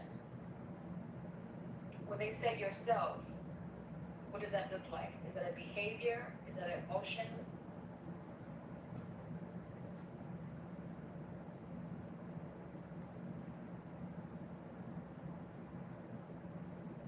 What I heard was that she used to take her health seriously and get back out there.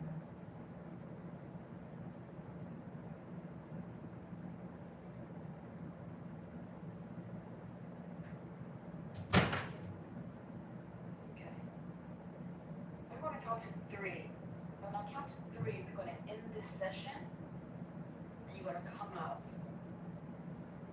Just count. 3.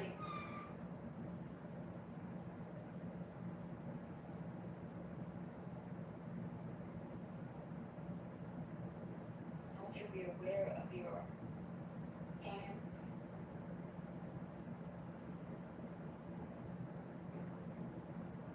your toes, and your calves.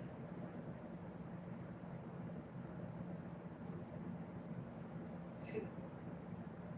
What you feel, be aware of your ears,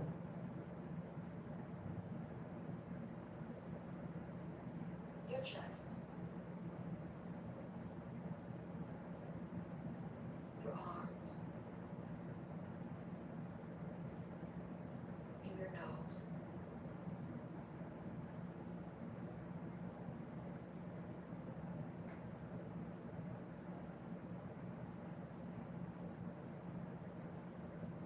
When I get to 1, you will open your eyes.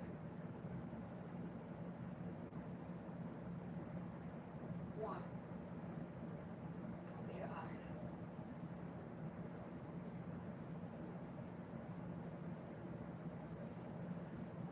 Go ahead and put it back. I don't know why that question triggered it. It was weird. Oh.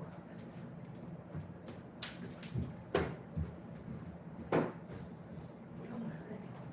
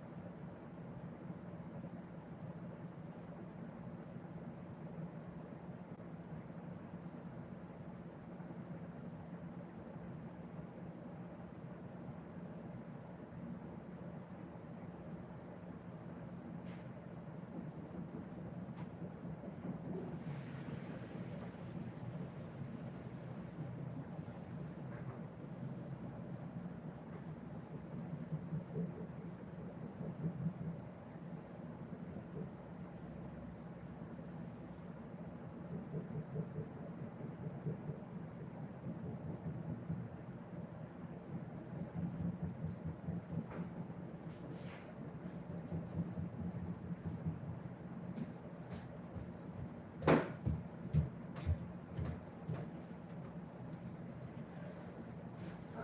sorry about that.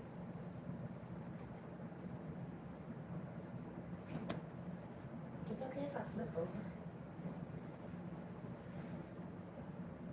We actually came out of that session because I answered all your questions. You said what?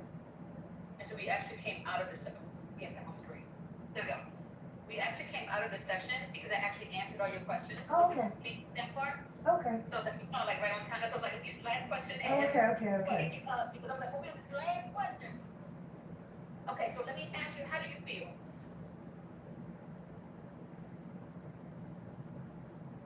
I feel good. I feel like I'm not surprised I couldn't see their faces. Like I don't normally. I don't know. I feel like I can feel their energies, like from different things.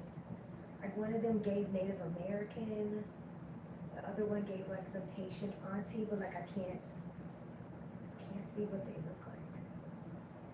Okay, so I'm gonna go off script here, which means I'm not gonna do the basic hypnosis, which I've just been trained in. I'm gonna do what comes to me naturally. Okay. Right? This is who I am. This is what I'm here and I'm supposed to do. Amen.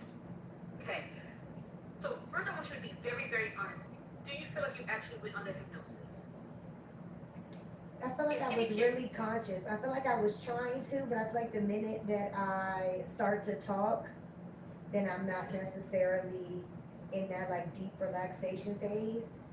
And then I also feel like my ADHD kicks in the quiet moments. Okay. So again, this is me being me. Two things. I didn't feel like you went deeply in. So I didn't feel like you went deeply into a trance, which is okay, right? There's different levels of it. You went to a level where you can see and hear. So I'm a traveler. Which means I travel. I can go into trance really quick, but I'm also conscious aware of all the things that's going on around me, which means I can come out very quick, right? It's almost like deja vu to a degree, right? So traveling means you can go to different spots, you can hear, you can see, you can know, you can sense, all those things, right? And so I'm sharing that because you can go into a state of trance without really getting really deep into it, and you can see and hear things. My question for you was you trusting what you were seeing, hearing, or feeling? Because even if you don't see anything, you may have a sense of something, right? So, and I was like, okay, you said she's Haitian. How do you know she's Haitian? Did you feel it? Did you see it? Do you know it? Right? Do you know? So now you said Native American. Great. So you had a sense of something, right? And so trust those instincts, right? So that way, when you're trusting it, you're seeing it, you're sensing, and you're knowing, that's just your sight. We all do it differently, right? So I was curious about that because you was on more of a I can't see, and I felt, which could be wrong, that you wasn't trusting yourself with the other parts of you.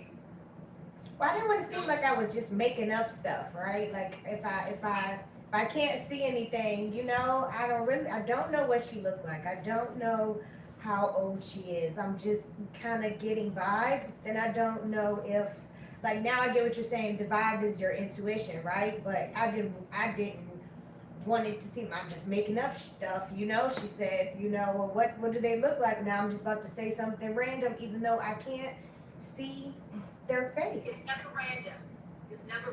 Understood. Yeah, so it's never random.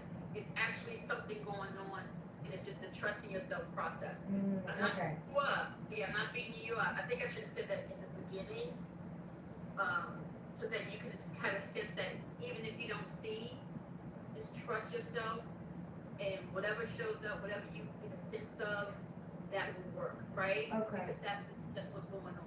Okay. So that's two. Also, if you ever do this again, have them take breaks, bring you out, talk about it, and then put you back in. Okay. That may work for you, as you said, your brain, boom, boom, boom, boom. You may come out and talk, like, and let you see it, and then come out and talk about it. it works, right? Some people may say that's not hypnosis, but it is. It's still transfer, right? You go in, you see whatever you need to see, you get whatever you need to get, and then you come out and we have the conversation, and you just tell me whatever you saw, and then after that, okay, let's go back in. Right. That may work for you because it's not taking you out of the moment. Okay. And I felt like it was out of the moment because even you mentioned like you started talking, you was like, hold up, the guy, this is real. My sister is right, so that right there might work. Okay. Okay. Go ahead. Continue on. I just want to throw that out there. No, I think that was all I was saying. I think that was the end of my sentence. So how do you feel about what you heard? Did anything stand out to you?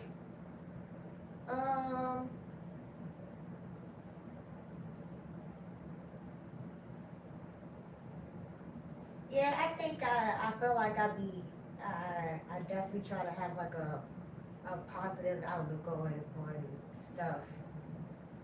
Like I feel like even like the forest or the park or whatever that was couldn't just be a regular forest or park. It just had to be the most beautifully pristine, gorgeous, green, like nice, happy looking one. I feel like those are the only environments that I want to be in anymore. Those are only environments that's worthy of you. Yeah. You say you can't step into no other place unless it's pristine and vibrant and bright. And just from like an energy perspective, right? I don't mean from like a physically clean perspective. It was just like nobody that was sad existed there. Nobody that was mad existed there. You see what I'm saying? Like, no, once you go through this door, your vibration gotta be here. You gotta be happy. Ain't nobody doing nothing mean to nobody. Ain't nobody doing nothing weird. This is the happy space. That's what it felt like. Like I just So do you think that they show you this scene so that you could realize what you're saying right now? Probably.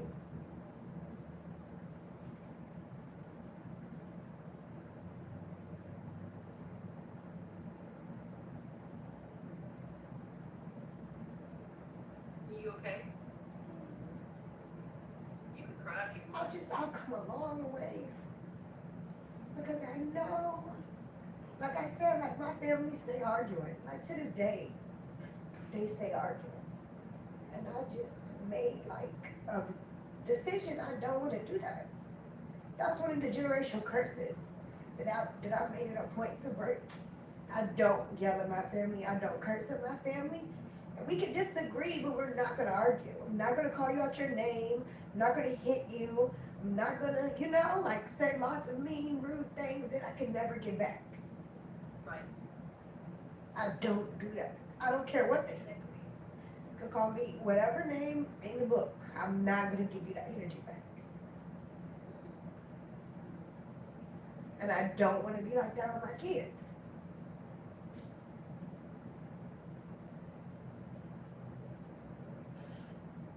So because that's the scene that you saw, and I know you mentioned you couldn't fully remember all the things that happened that day, and then right after that you went into a scene of peace. So that's your words, it was peaceful. Do you think that's why? Oh, I'm sure. This peace. I'm sure that's the same reason why I left Richmond. I knew I had to get the fuck up out of there. Ain't no peace around that bitch. Ain't nobody happy. Don't nobody want to see you happy. You know what I'm saying? Like, yeah. Yeah. So how do you feel about the fact that they said you already broke so many curses? I'm bad at acknowledging all the things I've done because I know there's so many more things that need to be done. So yeah, great. You could check those 5 to 10 off the list, but these 10 to 15 are still really fucking important. So I hear it. I acknowledge that they're true. I don't think that necessarily takes the pressure off the rest of them.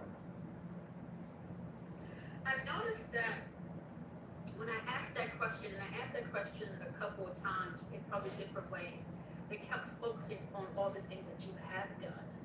Do you think that maybe you could take a moment and focus on the things that you have done and be proud of that? Because they seem very proud of the fact that you have, they went down a whole list. They was like, hey, you ain't got kids early, you successful, you left Richmond. I mean, there's a whole list that they went through that they are proud that you did this. You know, you're not in a bad relationship, you didn't get into a bad relationship, you know, you're not settling for things. I mean, there's a whole list that they have went down that they're like, she broke these curses.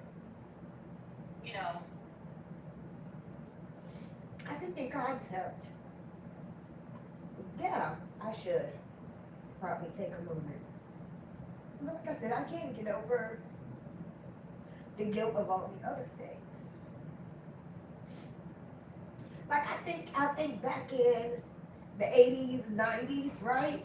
Being the one without a kid was like an anomaly. We're all millennials. Ain't none of us got kids, right? You know what I'm saying? We all have seen our parents either go through the crack era or just struggle in general, right? And we just did not want to do that. A lot of us just opted out in general, right? So that's not really that special of a concept to me.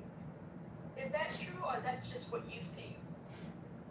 Because I see a different story of a lot of young people now who are having babies left to right. Oh no, these Gen Zers or whoever they are, they got it fucked up. I don't know what's wrong with them.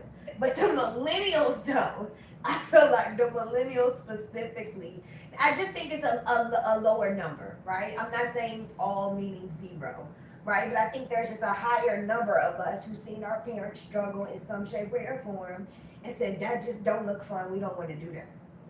Okay. So, yes, I didn't, get pregnant as a teenager at 21. That's when my mom and my grandma got pregnant. And my sister got pregnant at 16. So, yes, I'm the anomaly there. I mean, but I just feel like those are all normal things.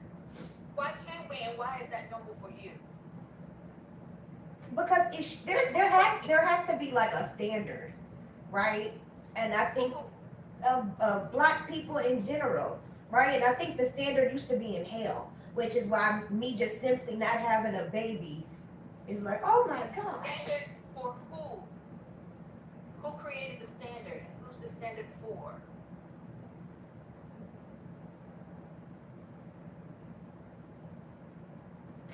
I don't know who created it. I tried to raise it, at least from my perspective, as much as I could. It sounds to me, based on the conversation you was having with your spiritual guides, your ancestor, that you broke a standard for them. And what it sounds to me now, that you're comparing yourself to all these other people when there's no need. That you created a standard that there wasn't even one for. And they're saying to you, in their way, because they seem like jokesters and tricksters and all these things. They're like, it was hilarious to me, and I was trying my best to laugh at them when it was responding.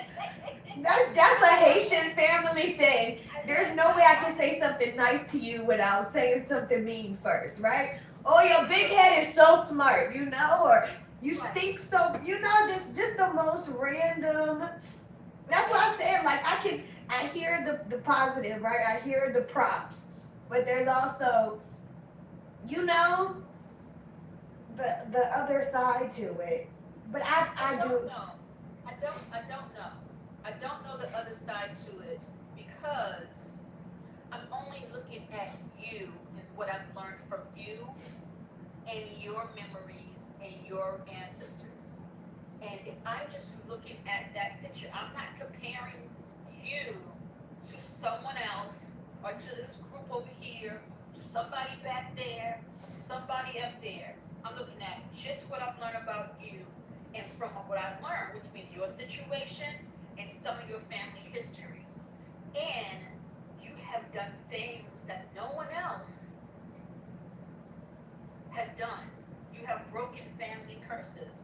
And that is something to stop for a moment at a time and be proud of, and not to worry about if you got 94 more lists to go. We're not worrying about that. We're sitting here in this moment being present and saying, good job. You did something great. You should be proud of yourself. Your peoples are proud of you. They spoke highly of the things you did, of the curses that they, like, she broke this, she broke this, she broke that. What is it that she didn't break, she didn't work on? They're like, F that. We're not focusing on that right now. We're focusing on this. Because I was like, well, what is the curse she didn't break and how can you help her? They're like, look here, this is what she did. So they're not focusing on what needs to be done. They're focusing on what you have done. Because that's what you need. You need to focus on what you have done so you can be proud of yourself. This is me throwing thoughts in it, and not beat yourself up for a list that you're trying to conquer.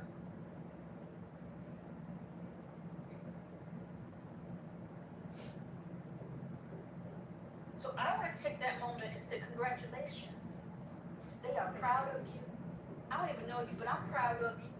Because let me tell you something about family curses. They're not easy to break. You may think they are, but they're not. They are not easy to break. And why I look like broke Joe down the street got the same issues, they don't. They may have 95 kids. But why they have 95 kids may not be their family curse. Right. It could be something totally different. But for you and your family, they see these things because for some reason it will cause them more strife, more struggles, more whatever it is. You see what I'm saying? So they're not easy to break, but you broke a lot of them. So be proud of yourself. Hug yourself, thank yourself, treat yourself, and keep reminding yourself that you are doing good and you are doing well. I think that's the part also when they say, you know you have gifts and talents. You know you have gifts and talents.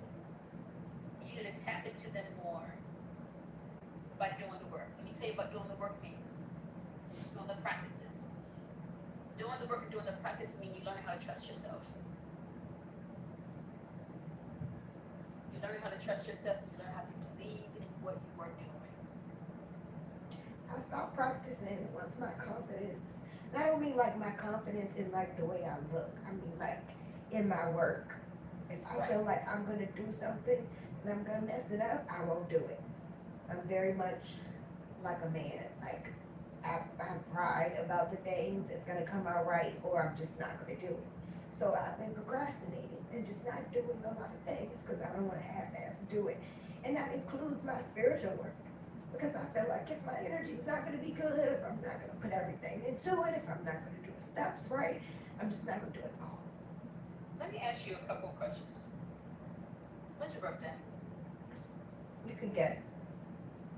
Oh, we ain't guessing, child. You're not giving your birthday. Look. July 21st. I'm a Cancer. I just want to be dramatic. Look. I don't know dramatic. Just had a dramatic moment, okay? I just had to be dramatic because I'm a Cancer too. I just had to be a dramatic person. Look, I'm like, look. I think I'm all, Cancer's a fabulous. I should know. Okay, July 21st, you're a Cancer. Yeah. You know your big three, your rising and your moon. I feel like I've looked it up a million times, but for some reason, I can never remember it. Don't worry about it. We can come back to that. Okay. The reason why I asked you what was your sign is because I was just trying to gauge on how you see and move, because horoscopes and signs play some form of factor, right? That's why I asked. The second question is, you state you're a man. What is a man? Are we talking about men as a gender, or are we talking about masculine energy? No, just when it comes to like pride, like I don't like asking for directions. I don't need nobody's help fixing my tire. I know how to change my own oil. I don't need you to show me how to open this thing. Just like So I got it. throughout your session, I was asking, are you masculine, feminine energy? You kept saying feminine energy. When I asked you to go somewhere and describe the room, you kept saying left. That's feminine energy. So let me masculine and feminine energy, because you're speaking more of the energy of pride and ego. Two things. Men ask questions. Men don't mind messing up. A man will sit there and say, I'm going to fix this house and break it 5 times before he figured out to say, let me go hire somebody. You see what I'm saying? They will.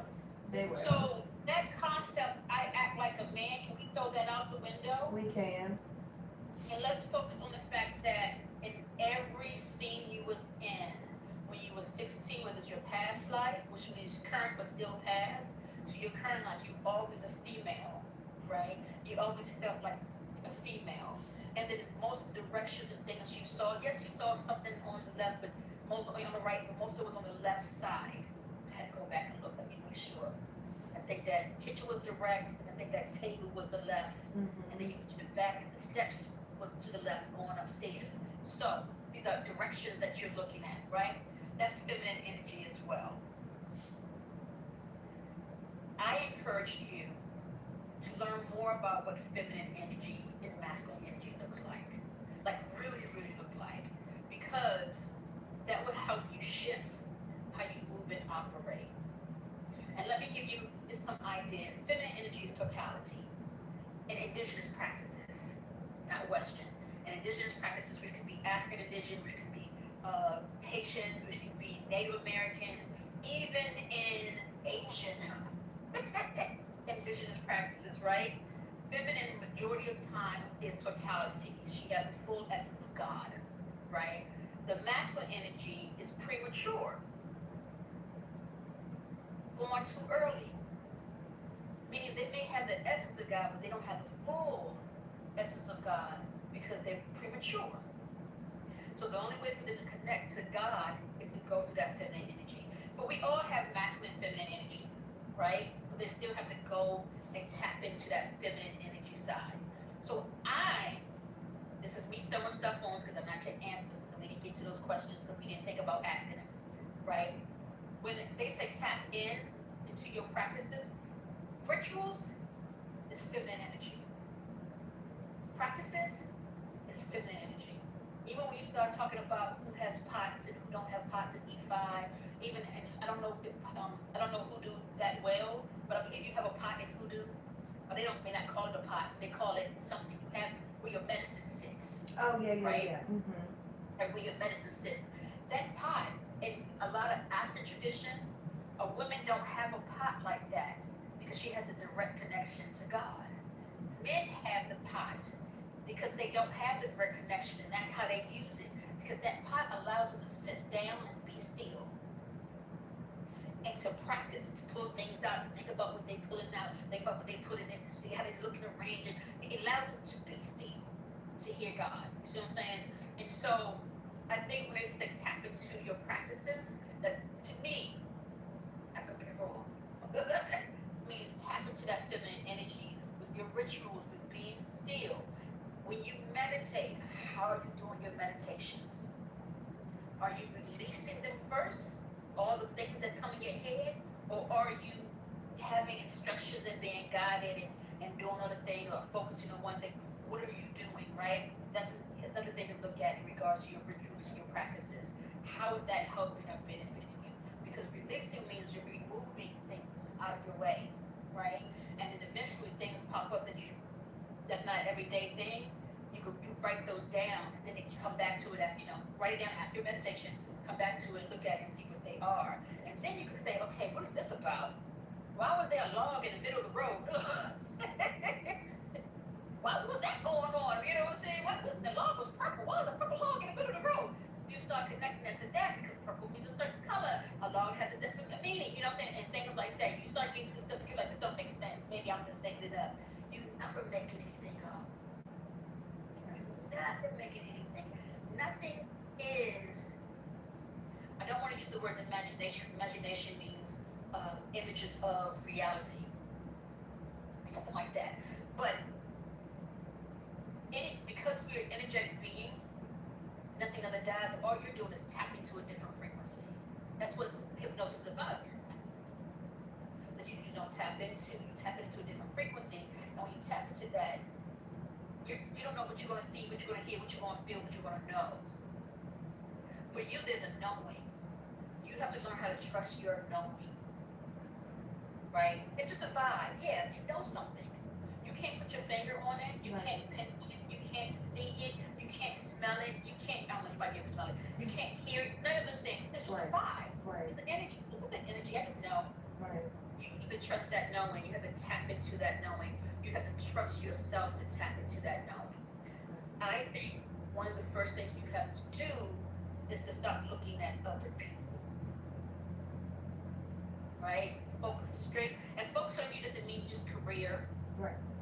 Like, oh, get this career done, get focused on this, make this money. But no. Focus on you. What you need, what you want, right? Not what they got going on and how that looks for them. Focus on you means also being proud of all the things that you are. All the things that you are. Even the things that you think is ugly and bad. Right? Because what's ugly and bad is oh so beautiful and precious. It's always two sides, sometimes three, to a story. You see what I'm saying? And focusing on that part. Because that's what I'm hearing when they say, hey, you got a lot of distractions. We're keeping you from the distractions. But you also got to do the work. Because that can remove stuff from your life, but then what? What we doing? Where we going? You see what I'm saying? How are we protecting ourselves? They remove it, they put shields up, and all you're doing is sitting in the room. Bored as hell. Trying to figure out what's to go left and right, but it's a room. You don't know what to do. Right. You don't know if I should go left, should go right, is there a wall, is there not a wall? You're just sitting there and eventually drive yourself crazy. You went from boredom to being angry, to being resentful, to being mad. Now you're telling us about this cuss, telling stuff down. You know what I'm saying? Ain't even walls in the room, but you're still tearing it down. You see what I'm saying? Because you don't know what to do, because you just sit in the room. You gotta focus on you. What brings you joy and living in those moments of joy and recalling and remembering those moments of joy, no matter how big or small it is. I don't care if it was you eating a piece of carrot cake. I don't know if you like carrot cake. Whatever cake you like. Look, carrot cake is what came to mind. I don't know. But it could be me, you know. Maybe I did carrot cake. But focusing on how delicious that cake was. Right.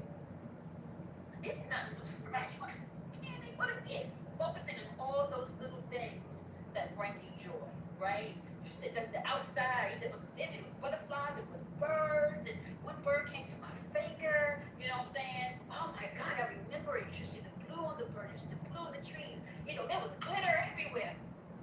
Glitter's pretty. It was glitter everywhere. You know, it was clean. The grass was so bright green. Remember that image. That image brings you peace. Let me ask you, when we spoke about safe place, what did you see? You mean when I went outside? When we went from the bridge, well, what color was your bridge? What kind of bridge did you have? If you can remember it. You don't I felt like it was just. I felt like it was wooden. I felt like the door was wooden too, and the inside of the house was like wooden, but like cabin wooden. Okay, and what was the outside, your special place? You mean like all the greenery, the park greenery area? That came before your special place. It was a beach. I was at the beach, and that's when I went down the stairs. There was some gold stairs. I don't know why the stairs were made of gold. Because you went from the beach to the gold? That's why. It's gold. It's supposed to be gold. Why would you walk downstairs and it's not gold? I'm confused. That's literally what I was thinking to myself. Was like, well, I guess I'm about to be on this island. Ain't nobody around. I guess these is my golden stairs that leads to my happy place. Or my happy You're place. supposed to have golden stairs. Yeah. I don't understand why not. It was glitter. You go and you should be feeling rich and opulent. Is the word before opulent? Yes. As you walk down them in your fancy robe or whatever it is you had on to make you feel all the things you need to feel as you have a glass of wine or whatever you had. I don't even know if you drink wine, but you had something in your hand as you walk down those steps. I guarantee you. He was like, those steps, okay. It's supposed to be that way. Yeah, okay. Right? And when you see that, don't question it. And when I say don't question it, I mean not say, why these steps go? You know what I'm saying? You be like, oh, this step go. Oh, I like those steps. But don't question if it's for you. It is for you. Don't question if you deserve it or not. You do deserve it. You see what I'm saying? So you can question why it's gold and extra like gold. Why did those steps here? Okay. You know what I'm saying? But then come behind that and be like, oh, because they're for me. They're not going to give me nothing but gold steps. Your ancestors are saying, hey, we're going to give you nothing but gold. Because you're deserving of gold, right? You're deserving of peaceful places. You're deserving to be by water, you know, by the beach, by the sand, all the things. You're deserving of all that. So when they show that to you, when they give that to you, have your moment like, what the hell? But then come back like, of course, why would they not? You see what I'm saying? Because you're deserving of that, right? It's not about you earning that. It's just that you're worth that. And so we can take out that earning part out of your mind. It's in the back of your head somewhere. You're like, I did all this stuff. I got more to do. I got to earn. No, you don't. No, you don't. You being black is enough. You being a black woman is top tier. That's enough. Yeah. And we got to get comfortable with that. Get comfortable with this, just that. You ain't got no kids at 38. You just do whatever you want, girl. It's your heart and your soul. You ain't got no man dragging you down. Then if you chose to have someone, they're not gonna drag you down because they said your husband gonna be fine as fire. Whoever they gonna be, you gonna be in a relationship with. If you wanna be in a relationship, you will be. And he gonna be fine, and he gonna treat you right. They gonna do all the things. So we're not gonna stress about that either. When you decide to take a moment to breathe on somebody else, which means you allow them into your space, it's going to be okay. Nothing has to be perfect. That idea of not making a mistake is a Western concept. Not to say like that's that European white people stuff, which is crazy because they stuff make mistakes all the time. That's enough.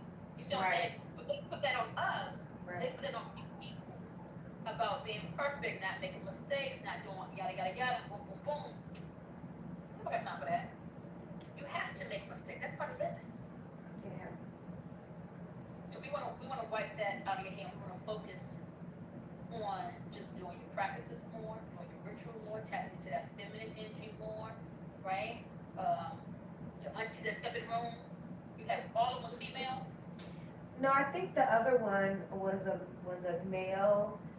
I think one was a male, the really loud one was a female. And I think the other one was a female too. I feel like she gave like an older, more like chill vibe. But I feel like she was really in agreement, and then the two were just bantering back and forth. Okay. Like anytime they didn't answer my questions, they were just like bantering back and like, especially when you asked about a name. They was like, who's she talking to? You know, just like looking at each other, like. And then the one time and she was like, wouldn't you like to know? And then she like laughed. Like I don't know what that's about. But it was a lot of banter. I think it's not time. I think whoever they are, the more you do the work, the more they will tell you who they are. I mean, you do have an idea that one is from your daddy's side. So there's that. So whoever aunties on your daddy's side is like, I got you, but you're not ready yet. You have to do the work. Especially if she's coming from an indigenous practice. And voodoo is an indigenous practice. Don't argue with me about, it was created out of slavery in America. That's indigenous. Black people in America, born and raised. Right. On this soil, created a practice. Right. That's indigenous to America. Right. Yep. If you don't believe me, I got degrees to support it. And I can say it like that. But what you think my studies like this? Yeah. To America, people argue somebody else. Right. Right. And that's why I don't bring it up and I don't tell people.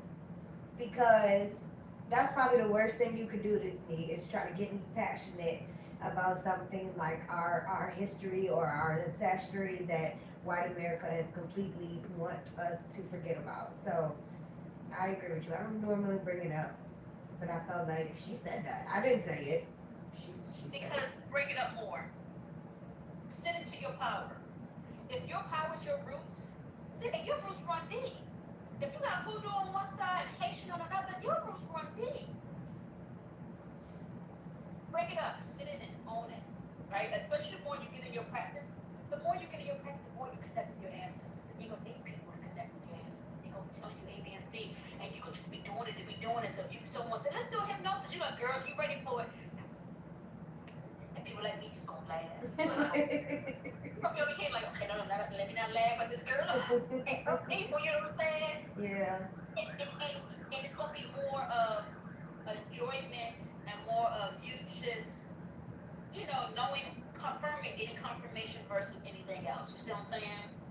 So I think that in this case here is the growth. They want you to do more work with them so that you can hear them better. And so they can present themselves to you. This is my name, right? This is my name. This is the side I come from. This is why I want you to do A, B, and C. While I may be Haitian, we do hoodoo because hoodoo may be close to maybe Boudin or voodoo. You know what I'm saying? And before you get to that, you have to complete this first, right? I definitely agree with you on that. I don't step nowhere close to a voodoo nothing. I feel like there's a higher basic level of hoodoo that you need to know before you even remotely start looking into the other things.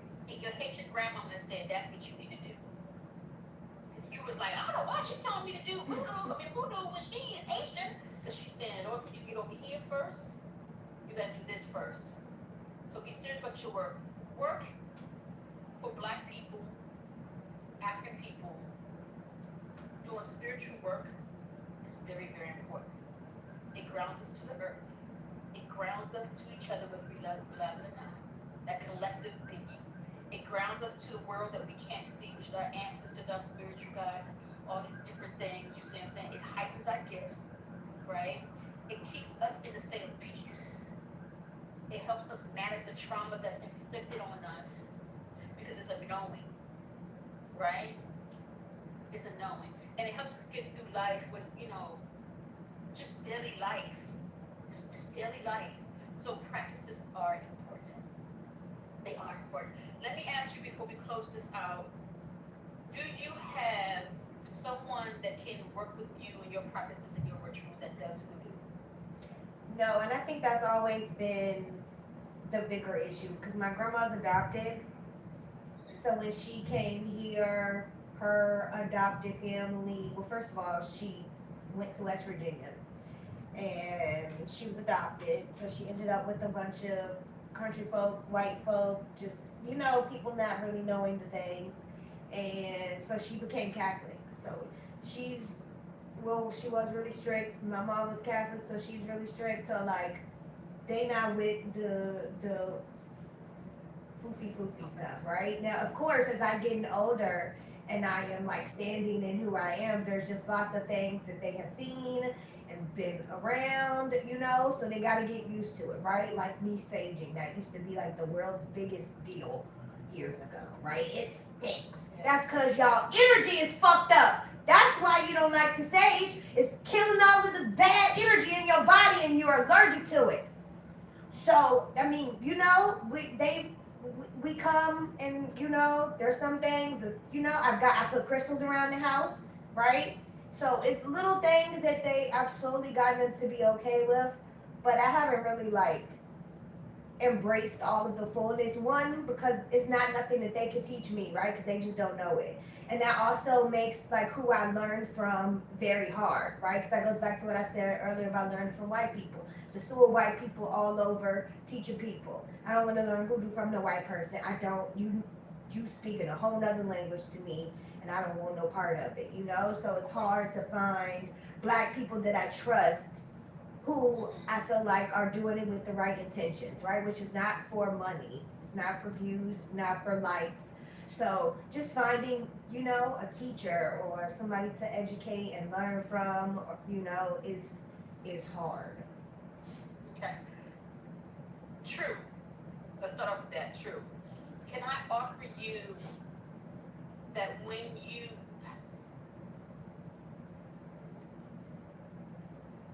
how often do you pray? Every day. Okay. Let's include that in your prayers. Offer you to put that in your prayers of finding, have them bring someone to you, right? And list the things that you want.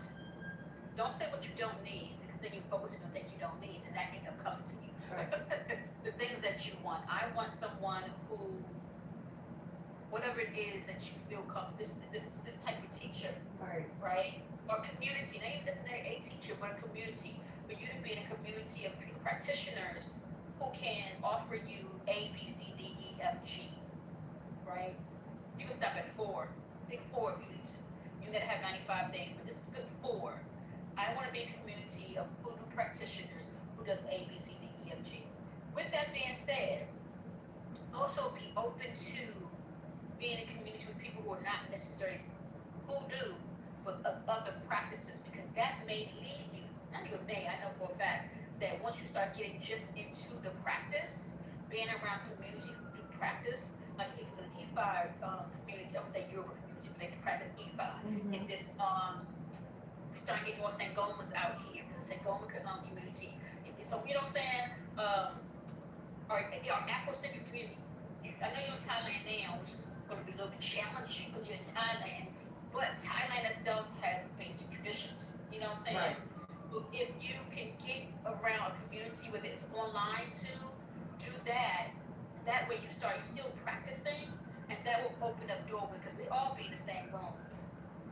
We all be in the same. One thing about community, you're gonna have 5, 6, 7, 8, 10, 20 people who practice 5, 6, 7, 8 different things. Right. But because we're in community and we do some of the same things, we be in the same room. Right. Okay? So be open to learning from people who may not be voodoo practitioner or voodoo way of life, but they are doing the work, because that would lead you to someone who is. And sometimes a person who might be E5 now comes from a voodoo background, and that's how they got into E5. You see what I'm saying? Right. Well, say that prayer. Okay. Say that prayer, bring it to you, and believe it. Like I said, don't mention any of the negative stuff. Just focus on the good stuff, and believe in the good stuff, and say that. It may not happen overnight. It may take a year, 6 months, or whatever. I don't know. But do the little bit of work that you do know, or that you are familiar with, and also search and see what's going on out in the world. Yeah, because I was hearing, pray for it, and I was just trying to make sure that how your prayers look. Okay. What questions that you may have for me, or thoughts? This is your time to cuss me out. No, I don't have any. It's your time to say, oh, maybe, you know what I'm saying, and anything. No, I don't have anything. I think you were just right. I just didn't. I think my ADHD kicked in the minute it got quiet and I didn't go to sleep. And that's fine. You didn't do anything wrong. Let's be clear on that. You didn't do everything wrong. Hypnosis is a willingness, right? And a willingness means that you have to be able to, let me take that back. No. It is a willingness, but sometimes you have to do it differently. From my experience, because I do, not hypnosis, but I do spiritual work, like I said before, I do what I call journeys. And journeys, I do that with others and I do with myself, because I got ADHD too, let's be clear. We all got some type of ADHD. But for journeys is where you do the imagine, you go into the guided meditation, you go into the trance, you do the work, and then you come out, and then you're like, okay, what do you see? And then you explain everything you saw. The other person is quiet. They may be writing, taking notes, the whole 9 yards. But you explain everything you saw. They may ask you some clarifying questions. You know, so like, oh, what color was that? You know, so I saw about 16 flowers. Did any of the flowers stand out? You know what I'm saying? They may say that to help you focus more. That's about it. And then after you got that, we're not gonna break it down. We're not gonna discuss it. Okay, cool. This is what you got. This is what you saw. Boom. and let's go back in. Let's go back in because I think we're missing something, right? Or I think they want you to see A, B, and C. So let's go back in, and they take you back in. That's a form of hypnosis too, right? Different, but it's still a form of hypnosis. And so when I started taking this training, I was like, this is it, girl. I've been doing this. That's the only difference is hypnosis have you talking as you under. Because white people got involved. White people got involved. They love nosy. Girl, what you saying now? What you saying now? You know what I'm saying? You got, well, damn, can I see first? You know what I'm saying? So that's the only thing. I've been doing the indigenous way. Hypnosis is like the white man way. You know, so I see, I'm like, I paid all this money to do something I didn't know how to do. But it's also a good technique for those who need it. Because some people want to talk about as they see and boom, boom, boom. So I think for you, that would be a better way to get going in those. Do it that way versus the other way where you talking through the process, right? Because that can be distracting. Also, did you hear my noise in the background? Okay, because there was, I said, all these people making all this, I'm in a hotel room. So what are people beeping and beep. I was like, oh my God, the girl can't get in because all this noise in the background. Every time I say relax, it gets loud. Oh God, I don't think she's in it. No, it wasn't you at all. It really, it was normally, so my meditations, to your point, I purposely don't listen to ones that have breaks, right? So they're normally the nighttime ones. It'll be like, just relax your body, and then they'll get quiet. But I notice in those quiet moments, I'll be like, well, what's going on at McDonald's? And I'll start thinking about some TV show, and I'll start thinking about some song, and then then the meditation will start talking again, and I'll be like, oh, that's right, I'm supposed to be listening to this meditation. But if I listen to one where it doesn't stop talking, then eventually I'll go to sleep. So my brain, I don't know, my brain just is weird about quietness. It's like sometimes I can sit in it and zone out, but it's only if I'm awake and I'm like preoccupied, like if I'm working or playing on my cell phone. I understand that you did go into a trance. You didn't go into a deep where I feel like I'm asleep. Right. Because you was able to see, you was able to sense, and you was able to know that there was stuff going on around you that is not going on this daytime, this 3D world. Right. So you did go. So don't wipe that out the window. Think, oh, it didn't work for me. No, Okay. You went into a trance. It worked. You see what I'm saying? You just didn't go to the level of where sometimes I can't even recall who was talking. Some Right. people they get to the point where they took a nap and woke up and, oh, I'm so sorry, I fell asleep on you, and they didn't. You just didn't get to that level. There's different stages of trance. Let's see how many stages of trance there is. You got me pulling up my notes. Let's see if I can find a different. That sounds like, I don't know if I was supposed to go to sleep and be talking in my sleep. No, you was doing exactly what you're supposed to do. Okay. And that sounds like I didn't want to force anything. I didn't want to make it seem like I am purposely doing something. Now that's the part that I would suggest if you decide to do this again. I would suggest that you get out your way. Okay. You're not forcing anything. Whatever you see, hear, know, feel, or sense. If you're like, well, I think it's an old lady, that's fine. You ain't got to know for sure. But I think it's an old lady. That old lady showed up in her dream. Well, how the old lady look? Well, I can't see her, but she seems African. Just, I feel like she's African. I feel like she's Native American. I feel like she's short. I don't know. I can't see her, but she's giving me a short person vibe.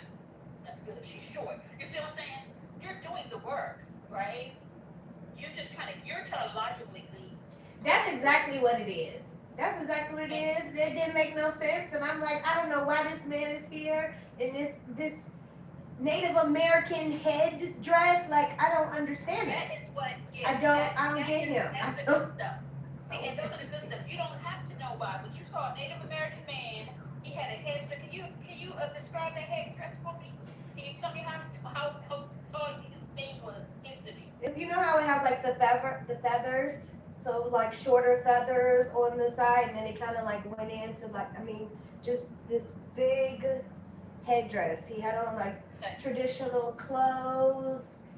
He was more fair skinned, but he reminded me of the complexion of my grandma.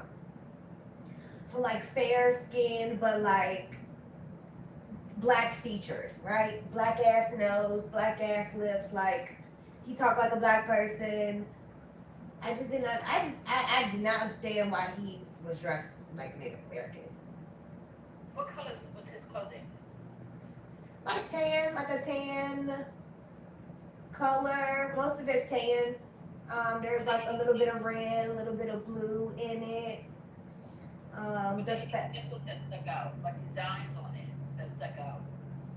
I can't really see him, so it's more just like Or his clothes? it's more like the image is like from here up, Okay. but I don't really see his face as much as just like the sleeve of his of his outfit, and then like the headpiece, and like maybe like the top of the necklace that's like right here, but I don't really see from like here down. Like a necklace on?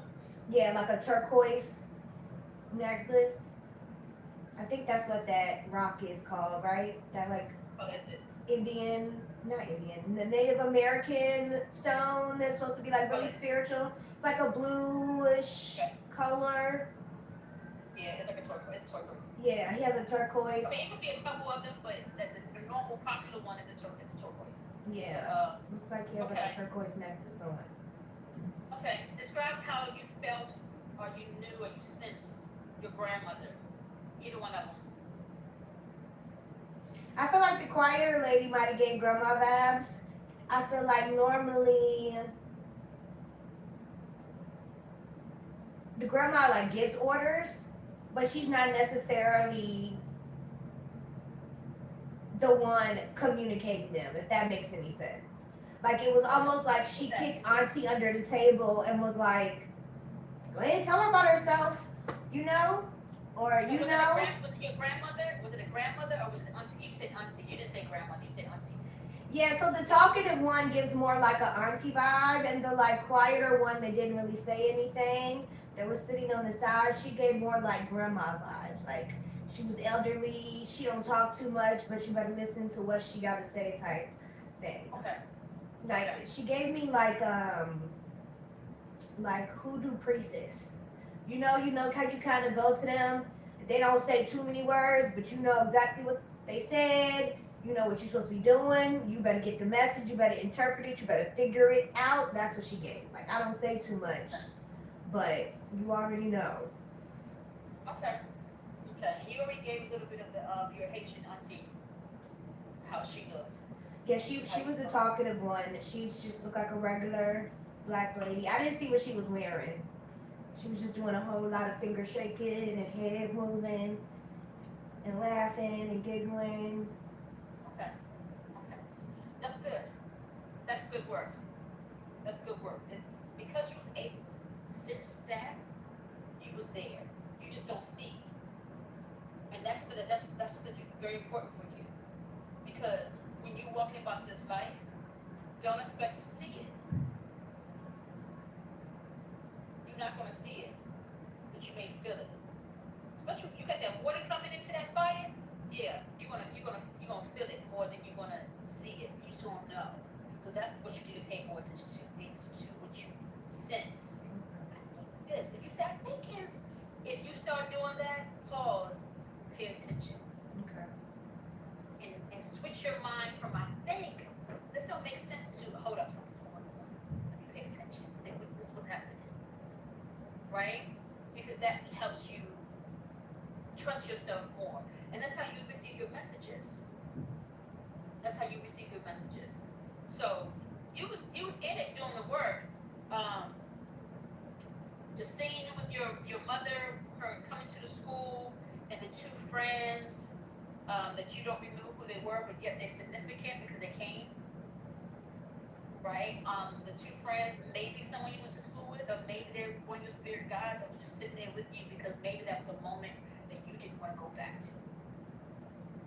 Right? You didn't want to go back to, but it was sitting at that door, and you got to that door and said, I don't know why this lady going to tell me going, I ain't going to the goddamn room. I'm going to sit right here at this table. I don't want to deal with that. Yeah. I don't feel that. I don't do any of those things, right? And so I'm sure someone was more expert at getting hypnosis to go deep, deep down when you are ready, because that's only when you're ready to take you a little bit further down to get to that spot to where you can look at that situation and be like, oh, you see what I'm saying? Obviously, I'm not the one to do that, right? But when you are ready, you'll be able to get there. Make sense? Okay. I think that's all I got. What you got? No, I think that's it. This was really nice. Thank you so much. No problem. I'm going to send you a survey Okay. to answer, a little Google form. If you can send that back to me within 24 hours, that's great. Absolutely. And I'm going to get this recording and convert it and do whatever, and that email that to you so you can look back on it. Oh, nice. Okay. Okay. Perfect. I'll do that. Give me a week for the recording. I'm Okay. going to go try. So hopefully I can get that back to you enough time.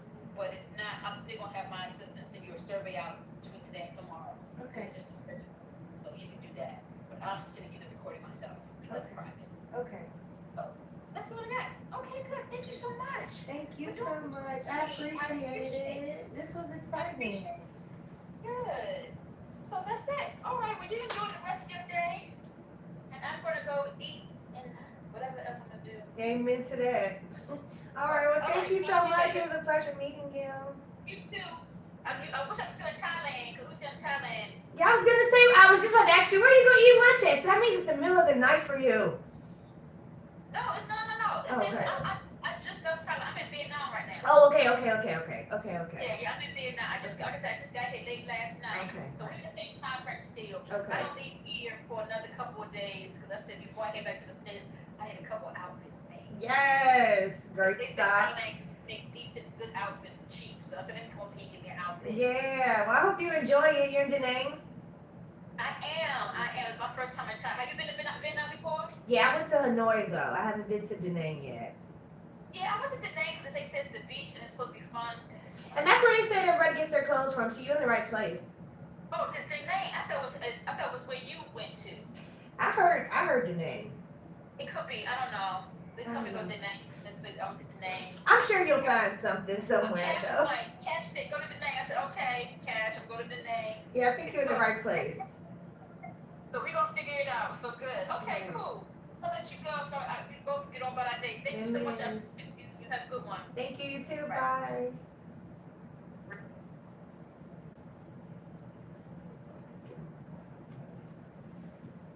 Girl. Did y'all catch all of that? 3 hours and 12 minutes.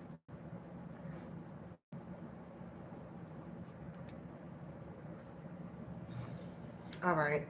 Well, that was that. And she was right. I did not go all the way deep in there. I thought I was supposed to fall asleep.